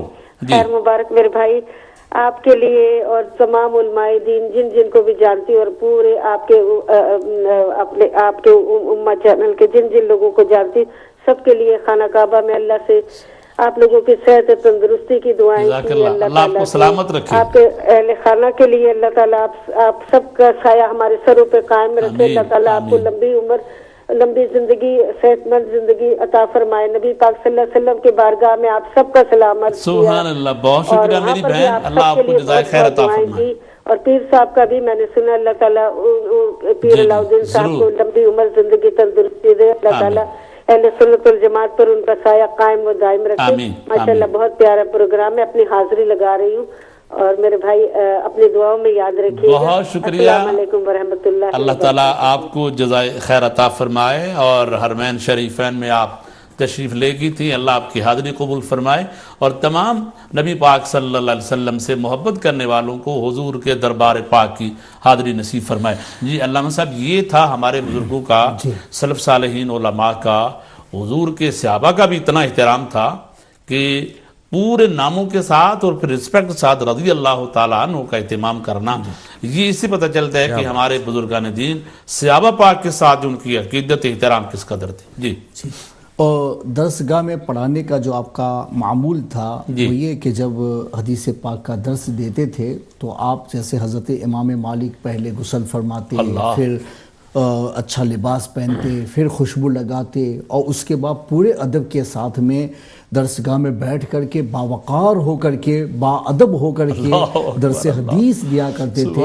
اسی طریقے سے حضرت محدث اعظم پاکستان رحمۃ اللہ تعالیٰ علیہ اپنی درسگاہ میں باقاعدہ خوشبو لگاتے، اچھا لباس پہنتے، ادب کے ساتھ بیٹھتے، اور اس قدر ادب تھا درس حدیث دینے میں کہ خود حضرت امام مالک کا یہ قصہ ہے، شفا میں اس کو ذکر کیا گیا ہے کہ جب آپ درس حدیث دے رہے تھے تو اس وقت آپ کے جبہ مبارک میں بچھو گھس گیا، اور بچھو نے 16 مرتبہ آپ کو ڈنک مارا اس کے اندر۔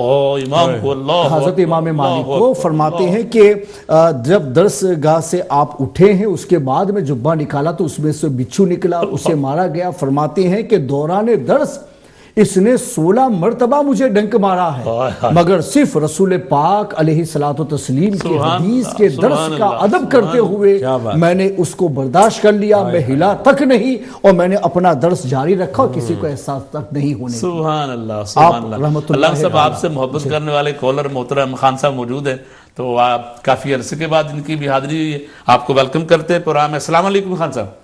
وعلیکم السلام ورحمۃ اللہ وبرکاتہ۔ حضور قاری محمد زمان صاحب، میں آپ کو اور آپ کے جیت علماء حق کو دل کی گہرائی سے عودیہ تبلیغ اور مبارکباد پیش کرتا ہوں۔ بہت شکریہ۔ اور ساتھ ہی آپ کو آپ کی دانش اور جو اللہ نے آپ کو ذہانت عطا فرمائی اس کو میں سلام پیش کرتا ہوں کہ رب کریم نے آپ نے اور اپنے محبوب کے پیارے عالم دین کا آج آپ نے اہتمام کیا۔ عالم دین بھی وہ جس وقت ملک پاکستان بھوک اور پیاس اور بڑی پریشانی کے عالم میں تھا، اللہ اکبر، اس وقت اس بزرگ نے خدا اور خدا کے رسول کے نام کو بلند فرمایا۔ بہت اچھے، بہت اچھے، سبحان اللہ، ایسا بلند فرمایا کہ آج اس بزرگ کے علماء کرام ہیں جو لاکھوں کی تعداد میں ہیں، بے شک بے شک، ہزاروں کی ساتھ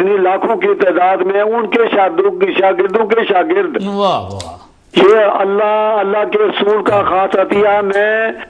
میں نے جو آج آپ سے، آپ کے علماء حق سے جو بات میں نے سیکھی ہے، سنی ہے، یعنی تعلیم قرآن اور صاحب قرآن اور حدیث مبارکہ فقہ کا علم حاصل کرنے کے لیے جن لوگوں نے محنت کی، اللہ کریم نے ان کا زمین کے اندر نشان چھوڑا۔ کیا بات ہے، کیا بات ہے، سبحان اللہ۔ ان لوگوں نے یعنی تعلیم حاصل کرنے کے لیے، کمیونٹی کے لیے، قوم کے لیے ایک ایسا نمونہ پیش کیا جو رہتی دنیا صبح قیامت تک وہ نمونہ پیش کیا جائے گا کہ لوگ یہ نمونہ دیکھیں کہ اس نوجوان نے اس زمانے میں تعلیم حاصل کی اور پھر یعنی وہاں ہی بیٹھ کر یعنی قرآن حدیث کا علم لوگوں تک پہنچایا، اور آپ نے جو استاد سے اعلیٰ لوگ سے ان سے ڈگری حاصل لی، اور ڈگری حاصل کرنے کے بعد اپنے علاقے میں اور پھر ملک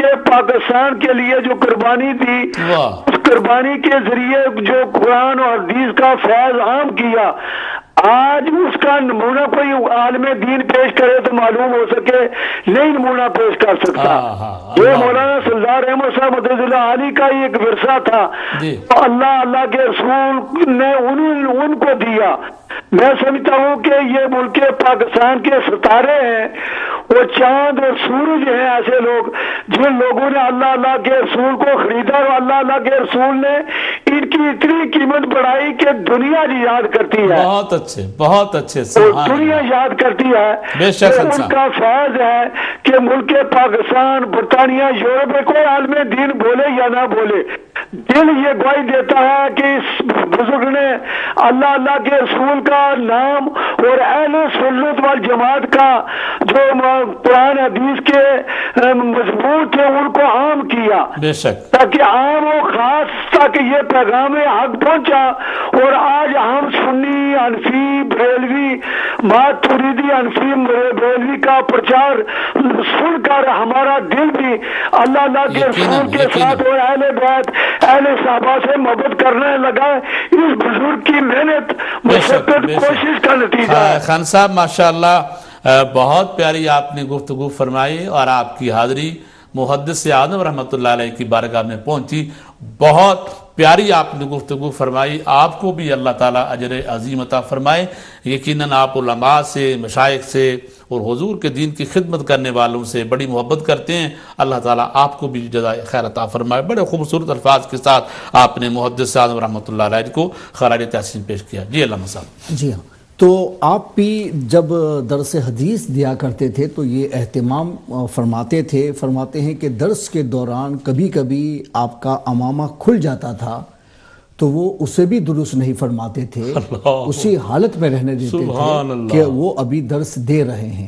اور فرماتے ہیں کہ درس کے دوران اگر کوئی آدمی, چاہے وہ عالم دین, چاہے کتنا بڑا عالم دین ہو, اگر وہ درس کے دوران آتا تھا تو نہ آپ اس کی طرف دیکھتے تھے, نہ توجہ فرماتے تھے, بلکہ آپ درس گاہ میں اپنے درس میں مشغول رہتے تھے. یعنی رسول پاک کی تعلیمات کا اس قدر آپ ادب کیا کرتے تھے. علامہ صاحب آپ نے فرمایا, نظام الدین صاحب آپ کی متوجہ چاہوں گا کہ آپ کا امامہ شریف کھل جاتا تھا, تو کیا آپ پہ کوئی خاص کیفیت طاری ہوتی تھی, کوئی وجہ طاری ہوتا تھا؟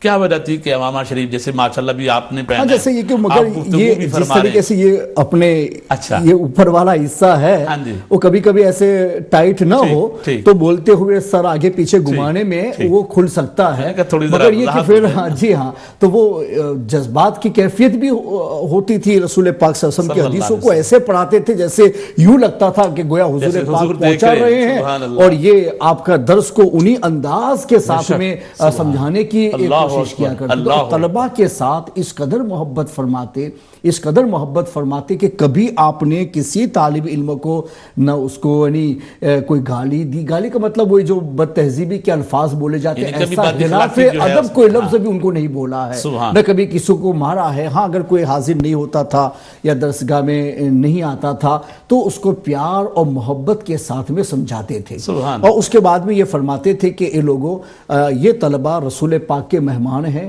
ان کے ساتھ ادب سے پیش آؤ. ادب سے پیش آئیں گے وہ نصیحت پر عمل کریں گے. اگر آپ ان کو ڈانٹیں گے آپ سے متنفر ہو جائیں گے, آپ ان کو ماریں گے وہ آپ سے بھاگ جائیں گے. ہم انہیں دین سکھانا چاہتے ہیں تو ہمیں چاہیے کہ ہم ان سے پیار اور محبت کے ساتھ میں نصیحت کریں تو وہ دین کے معاملے میں آگے بڑھیں گے. فرما گیا کہ ایک مرتبہ ایک طالب علم درسگاہ کے دوران میں وہ بازار میں گھومنے کے لیے چلا جاتا تھا. آپ کو جب پتا چلا تو آپ نے بلا کر کے اس کو نصیحت یوں فرمائی کہ بیٹے کہاں گئے تھے؟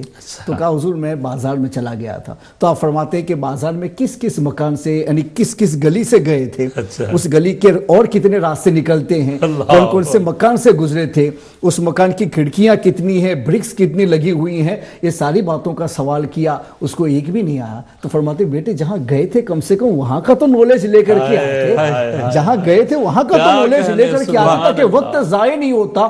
یعنی ایک یہ جو الفاظ ہیں اگر یہ دیکھا جائے طریقہ اصلاح کہ آپ اس کے ذریعہ بھی وہ جہاں گیا تھا انہی چیزوں کے بارے میں علم کی بات بتا کر کے یہ بتانا چاہتے ہیں کہ زندگی بیکار نہ کی جائے. جہاں جا رہے ہو چلو دنیا کا صحیح تو دنیا کا علم لے لیا جائے, مگر لے لیا جائے. فرماتے ہیں کہ یہ نصیحت اس بچے کو اتنی پیاری لگی کہ الحمدللہ اس کے بعد اس نے توبہ کر لی اور درسگاہ میں وہ بہت توجہ کے ساتھ میں پڑھنے لگے. تو اصلاح کا طریقہ بھی اتنا پیارا اور پسندیدہ تھا.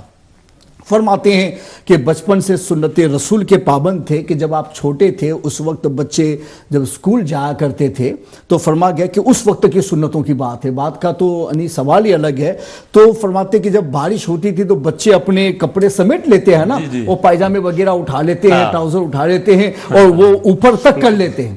آپ فرماتے ہیں کہ حضور محدث اعظم پاکستان جب بچے تھے بارش ہوتی تھی تو آپ نے کبھی بھی اپنا پائجامہ گھٹنوں کے اوپر نہیں کیا ہے. اور آپ فرماتے ہیں کہ کبھی زیادہ بارش ہوتی تھی اور پانی اوپر تک آ جاتا تھا تو آپ اپنے بڑے بھائی سے کہتے تھے کہ آپ مجھے اپنے کندھوں پر سوار کر لیں, اور لیکن آپ اپنا پائجامہ گھٹنوں کے اوپر نہیں لے جاتے تھے. الحمدللہ اس قدر اہتمام کرتے تھے سنت رسول کا کہ کبھی. اور جب آپ چھوٹے تھے گھر واپس جانا ہوتا تھا اسکول سے, یا اسکول سے گھر سے اسکول کی طرف جانا ہوتا تھا, راستے میں اگر عورتیں دکھائی دیتی تھی تو آپ راستہ بدل دیا کرتے تھے, عورتوں کی طرف نگاہ تک نہیں فرماتے تھے. بچپن سے آپ کے ادائیں سے کہ آپ مادرزاد ولی تھے کہ بچپن سے آپ کی اس طرح کی سنت کی ادائیں تھیں. فرماتے ہیں اسی طریقے سے آپ کے کلاس فیلو میں ہمارا حضور حافظ ملت, تو ان کے بارے میں حضرت مولانا عبدالشکور صاحب جو ہم لوگوں کے استاذ بتاتے تھے کہ سنت کی پابندی اس قدر کہ ایک مرتبہ ایک آدمی آپ کو کوئی دینی سوال کر رہا تھا اور جامع مسجد سے سوال کرتے ہوئے آپ باہر نکل کے کہ اس کا سوال سن رہے تھے, آپ کو یہ پتا نہیں چلا کہ دروازے سے آپ داہنے قدم باہر نکلے یا بائیں قدم, پتا نہیں چلا. سنت تو یہ کہ پہلے بائیں قدم نکالا جائے. تو آپ فرماتے حضور حافظ ملت ان سے کہ آپ رکو میں ابھی آیا, ان کو روکا, اندر گئے, پھر باہر نکلے, حضور فوراً اندر چلے. اور فرماتے آپ کے ساتھ میں بات کر رہا تھا, مجھے یاد نہیں رہا کہ میں نے سنت پہ عمل کیا یا نہیں کیا, تو میں نے سوچا کہ میں اندر جاؤں اور پھر سنت کے مطابق باہر نکلوں تاکہ میرے دل میں خلجان نہ رہے کہ میں نے جان بوجھ کے سنت کو چھوڑ دیا. اندازہ لگا یہ آپ کے کلاس فیلوئی ہیں. ان کا بھی یہی طریقہ تھا کہ ایک مرتبہ جب آپ بیان کے لیے تشریف لے گئے, لوگوں نے آپ سے مصافحہ کیا, معانقہ کیا, کچھ لوگ باقی رہ گئے, تو جب مسجد سے آپ باہر نکلے تو اس وقت مصافحہ معانقہ کے لیے آئے تو فرماتے ہیں کہ اس ہما ہمی کے عالم میں کسی آدمی نے کچھ نذرانہ آپ کے بائیں ہاتھ کے اندر دے دیا. جیسے ہی آپ کی توجہ ہوئی تو فوراً آپ نے اس کا ہاتھ پکڑ لیا, نذرانہ واپس کیا اور فرما کہ نہ کوئی چیز بائیں ہاتھ سے دی جاتی ہے, بائیں ہاتھ سے لی جاتی ہے, دائیں ہاتھ استعمال کرو, دائیں ہاتھ سے دو اور دائیں ہاتھ سے لو. اور آپ نے فوراً اس کا ہاتھ اس نے جھٹک دیا کہ سنت کے خلاف عمل ہو رہا تھا. پھر آپ نصیحت فرماتے ہیں کہ دیکھو میں نے اس لیے ایسا کیا کہ دنیا میں اگر ہم داہنے کی عادت بنائیں گے نا تو کل بروز قیامت جب ہمارا نامہ اعمال ہاتھوں میں دیا جائے گا تو الحمدللہ اگر داہنا ہاتھ ہی آگے بڑھا اور نامہ اعمال اس میں دے دیا گیا تب تو ہماری کامیابی ہو جائے. اس طریقے سے آپ غریبوں سے بے حد محبت فرماتے تھے, غریبوں کی دعوت کو رد نہیں, مالداروں کی دعوت کو آگے پیچھے کر دیتے تھے, لیکن اگر کوئی غریب آدمی آتا تھا اور وہ دعوت دیتا تھا تو کبھی اس کو رد نہیں فرماتے تھے کہ اس کے دل شکر نہیں کرتے. جی حضور پاک کی طرح سے آپ کی سنت پہ عمل کے بھائی مساکین سے محبت فرماتے تھے, ان میں رہنے کو پسند فرماتے تھے. غلام ہاتھ پکڑ کے لے جاتے حضور ان کے ساتھ میں چلتے تھے, برتنوں میں ہاتھ ڈالنے کو کہتے تھے, ٹھنڈے موسم میں پانی میں ہاتھ ڈال کر کے ان کو فیض پہنچاتے تھے.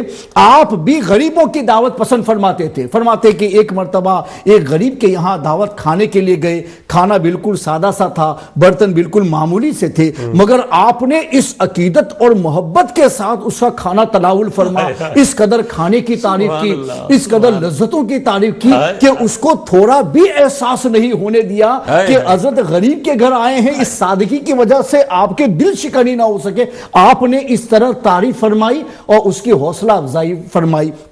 فرماتے کہ ایک دن آپ کو دعوت دی گئی تو ایسے علاقے میں دعوت دی گئی تو جو جھپڑ پٹیاں رہتی ہیں تو وہاں غلاظتیں بھی بہت ہوتی ہیں، جانے میں بدبو بھی بہت ہوتی ہے، آدمی وہاں باہر رہنے والا، اچھے ماحول میں رہنے والا وہاں جانا بھی پسند نہیں کرتا ہے۔ فرماتے کہ جب دعوت دی گئی آپ نے قبول کر لی، جب آپ وہاں تشریف لے گئے تو یہ دیکھا یہ تو جھپڑ پٹی کا علاقہ ہے، بڑی بدبو آ رہی تھی، لیکن آپ اس قدر محتاط ہوتے ہوئے وہ اس کے گھر تک گئے کہ اس کو احساس تک نہیں ہونے دیا۔ فرماتے ہیں کہ آپ نے محبت کے ساتھ کھانا تناول فرما، اس طریقے سے ان کو باتوں میں مشغول رکھا کہ یہ احساس ان کے دماغ میں نہیں آنے دیا کہ حضرت کو یہ بدبو یعنی اگر محسوس ہو رہی ہے تو حضرت کے یعنی دل شکنی ہوگی، حضرت کو اچھا نہیں، ایسا ایک یعنی کچھ بھی ان کو محسوس نہیں ہونے دیا، سامنے سے اس کو باتوں میں مشغول کر کے ان ساری باتوں اس کے احساس سے ہی نکال دیا۔ اس سے اندازہ لگا سکتے ہیں کہ آپ کس قدر یعنی غریبوں کو بھی نوازنے والے تھے اور سادات کا اس قدر اہتمام کرتے تھے یا احترام کرتے تھے کہ جب آپ اپنے بچوں کو یا طلباء کو کوئی کام سپرد کرتے تھے اور اگر کوئی طالب علم سید ہوتا تھا اور وہ کام اس کے لیے کہتا تھا حضور کوئی کام مجھے بھی دیجئے، تو آپ فرماتے ہمارے لنگر کھانے سے کھانا کھائیے، یہاں رہیے اور یہ جو دین سیکھنا ہے اسے سیکھیے، بس آپ لوگوں کی یہی خدمتیں کافی ہیں، اور سادات سے کام بھی نہیں لیا کرتے تھے۔ یہ احترام ہے دین کا، یہ دین داروں کا یا رسول پاک کے خاندان کا کہ جس کی وجہ سے اللہ تبارک و تعالی آپ کو اتنا اونچا درجہ اور اتنا اونچا مقام عطا فرمایا۔ سبحان اللہ سبحان اللہ، بہت پیاری گفتگو ہمیشہ کی طرح علامہ اسماعیل صاحب کرتے ہیں اور بڑی کیفیت میں گفتگو کرتے ہیں۔ حضرت محدث اعظم رحمۃ اللہ علیہ کی حالات زندگی پر آج یہ ہمارا پروگرام ہے، اور یقین جانے کہ آج وقت کا احساس ہی نہیں ہوا، اتنی جلدی وقت گزر گیا کہ بہت ساری چیزیں بھی باقی رہ گئی ہیں۔ انشاءاللہ پھر کسی اور ایک پروگرام میں آپ پر جو ہے انشاءاللہ ہم ضرور گفتگو کریں۔ علامہ نظام الدین صاحب آپ کی طرف آتا ہوں، ماشاءاللہ علامہ صاحب کی گفتگو آپ نے سماعت فرمائی۔ میں چاہوں گا محدث صاحب رحمۃ اللہ علیہ نے جو ختم نبوت کے حوالے سے جو آپ کی خدمات ہے، میں چاہوں گا اس پر ہم، کیونکہ حضور کے ساتھ جو آپ کا تعلق، آپ کی محبت، پھر آقا علیہ السلام کی بارگاہ میں آپ کی جو حضوری ہے، یہ کیسے ہو سکتا ہے کہ حضور کی ختم نبوت آئے کا مسئلہ آئے، محدث اعظم پاکستان اس پر بات نہ کرے۔ میں چاہوں گا اس پر آپ گفتگو فرمائیں، اور اس کے بعد ہمارا پروگرام جو ہے انشاءاللہ اختتام پذیر ہو جائے کہ مجھے بتایا جا رہا ہے کہ ہمارے پاس پیچھے 5 منٹ چاہیے باقی رہ گئے، اس کے بعد انشاءاللہ دعا ہوگی اور اس کے ساتھ ہی ہمارا پروگرام انشاءاللہ اختتام پذیر ہو جائے گا۔ اگلے ٹیوزڈے کو، نیکسٹ ٹیوزڈے ہمارا جو پروگرام ہونا ہے وہ محسن اہل سنت، محسن گجرات، حضرت قبلہ پیر سید نورانی بابا رحمۃ اللہ تعالی علیہ، ان پر انشاءاللہ پروگرام ہوگا۔ ان کے عقیدت مندوں سے، ان سے محبت کرنے والوں سے گزارش ہوگی کہ نیکسٹ ٹیوزڈے آپ اس پروگرام کو ضرور دیکھیے گا۔ جی علامہ صاحب۔ بسم اللہ الرحمن الرحیم۔ حضرت محدث اعظم پاکستان رحمۃ اللہ تعالی علیہ نے ہر ایسی تحریک میں حصہ لیا جس سے دین کو تقویت پہنچ سکتی تھی، جس سے دین آگے بڑھ سکتا تھا۔ قیام پاکستان کی تحریک میں بھی آپ نے حصہ لیا، اور 1953 میں جب تحریک ختم نبوت چلی اور بعض لوگ جو نعوذ باللہ جھوٹے نبی کو آگے بڑھا رہے تھے، ان کی طرف سے کچھ خطرات محسوس ہوئے، تو محدث اعظم پاکستان رحمۃ اللہ تعالی علیہ نے خود بھی اور اپنے شاگردوں کے ذریعہ ایسا بھرپور کردار ادا فرمایا کہ پھر پاکستان کی ایک پوری تاریخ بن گئی۔ یعنی ختم نبوت کے عقیدے کی حفاظت میں جو آپ نے کردار ادا کیا ہے دوسرے علماء اہل سنت کے ساتھ مل کر، وہ مثالی ہے۔ پھر اس کردار کے اندر یہ خاص پہلو یہ آپ کی شخصیت کا ہے کہ آپ نے ہر اس تحریک میں حصہ لیا جس تحریک میں کوئی بد عقیدہ شامل نہیں تھا۔ اگر وقت ضرورت کسی بد عقیدہ کو شامل کرنے کی باری آئی تو آپ نے اپنا دامن بچاتے ہوئے کہا کہ میں باہر سے صرف سنیوں کا ساتھ دے سکتا ہوں، لیکن کسی ایسی تحریک کا ساتھ نہیں دے سکتا جس میں کوئی بد عقیدہ شامل ہو۔ یہاں تک کہ علامہ صاحبزادہ فیض الحسن جو پاکستان کے بہت مشہور خانقاہ کے صاحبزادے ہیں، ان سے ایک مرتبہ صرف اس لیے آپ نے مصافحہ نہیں کیا کہ وہ بد عقیدہ سے مل لیتے تھے، پھر وہ فرماتے کہ میرے دل میں قلق ہوا کہ آپ مجھ سے مصافحہ نہیں کر رہے ہیں۔ وہ فرماتے کہ میں سو گیا تو میرے جد اعلیٰ خواب میں آئے اور مجھے تنبیہ کی کہ یہ سردار احمد ہے، محدث اعظم پاکستان ہے، ان کا خیال رکھو۔ اور پھر میں نے بد عقیدہ سے ملنا چھوڑ دیا۔ پھر وہ جس عقیدت اور محبت سے مجھ سے ملے ہیں میں اس کو لفظوں میں نہیں بیان کر سکتا۔ تو علماء کرام، محدث اعظم پاکستان کا مشن یہی تھا کہ اہل سنت کے لیے قربانی دی جائے، اہل سنت کو آگے بڑھایا جائے، ہر اس تحریک سے بچا جائے جس میں اہل سنت والجماعت اور دوسروں کو ملا جلا کر کے پیش کیا جاتا ہے. آج ہمارے انڈیا میں بھی اور یہاں بھی کچھ علماء اس تحریک کو آگے بڑھانے کی کوشش کر رہے ہیں کہ غیروں کے ساتھ میل جل کیا جائے. میں کہنا چاہتا ہوں کہ تم حوالہ دیتے ہو اپنے حجت الاسلام کا، مفتی اعظمین کے فتاویٰ کا، سنو. انہوں نے ان علماء کو اجازت دی ہے کہ جو وقت آنے پر ان کی آنکھوں میں آنکھیں ڈال کر ان کی واقعی حیثیت کو واضح کر سکے. اگر تکفیر ہے تو کہہ دے کہ تم کافر ہو، اگر وہ گمراہ ہے تو کہہ دے کہ تم گمراہ ہو. یہ نہیں کہ چائے ناشتے ہو، بغل گیر ہو، مسکرائے ہو. پھر عوام پر کیا اثر پڑے گا؟ پھر پبلک یہ کہتی ہے کہ فتوے مولویوں کے لیے نہیں ہے، وہ تو مسافہ کرے، اور ہم سے کہتے ہیں کہ بدعقیدہ سے نہ ملا جائے. اس لیے میں ایسے چاپلوس علماء کرام سے بھی کہنا چاہتا ہوں کہ محدث اعظم کا مشن یہ ہے کہ ہرگز کوئی ایسی تحریک نہ بنائی جائے کہ جس میں سنیوں کے ساتھ بدعقیدہ کو شامل کیا جائے. اس لیے ایک آدمی نے آپ سے کہا کہ حضرت فلاں پیر کو بلا لیجئے، اس لیے کہ ان کے ماننے والے بہت ہیں، آپ کو چندہ ملے گا. کہا وہ تو فلاں مولوی سے بھی تو ملتے ہیں، مجھے چندہ نہیں چاہیے، دین چاہیے. یہ محدث اعظم کا پیغام ہے کہ ایسی تحریک کا ساتھ دو جس تحریک میں کوئی بدعقیدہ شامل نہ ہو. اور محدث اعظم پاکستان رحمۃ اللہ تعالی علیہ کا کردار دیکھیے اور ان کی شخصیت کو دیکھیے کہ حضرت علامہ فیض احمد اویسی بیان فرماتے ہیں کہ وہ سنت رسول کے اتنے پابند تھے کہ آپ کسی بھی مسجد کے پاس سے گزر جاتے تھے تو اس مسجد میں صرف اس لیے داخل ہوتے تھے کہ اس مسجد میں جا کر تحیۃ المسجد پڑھ لیں. آپ تقریر کا نذرانہ بھی نہیں لیتے تھے. اگر آپ کہیں تقریر کرنے کے لیے گئے اور لوگوں نے آپ کی طرف کوئی توجہ نہیں کی، نذرانہ نہیں دیا، تو شاگردوں نے کہا کیسے لوگ ہیں کہ عزت نہیں کرتے ہیں.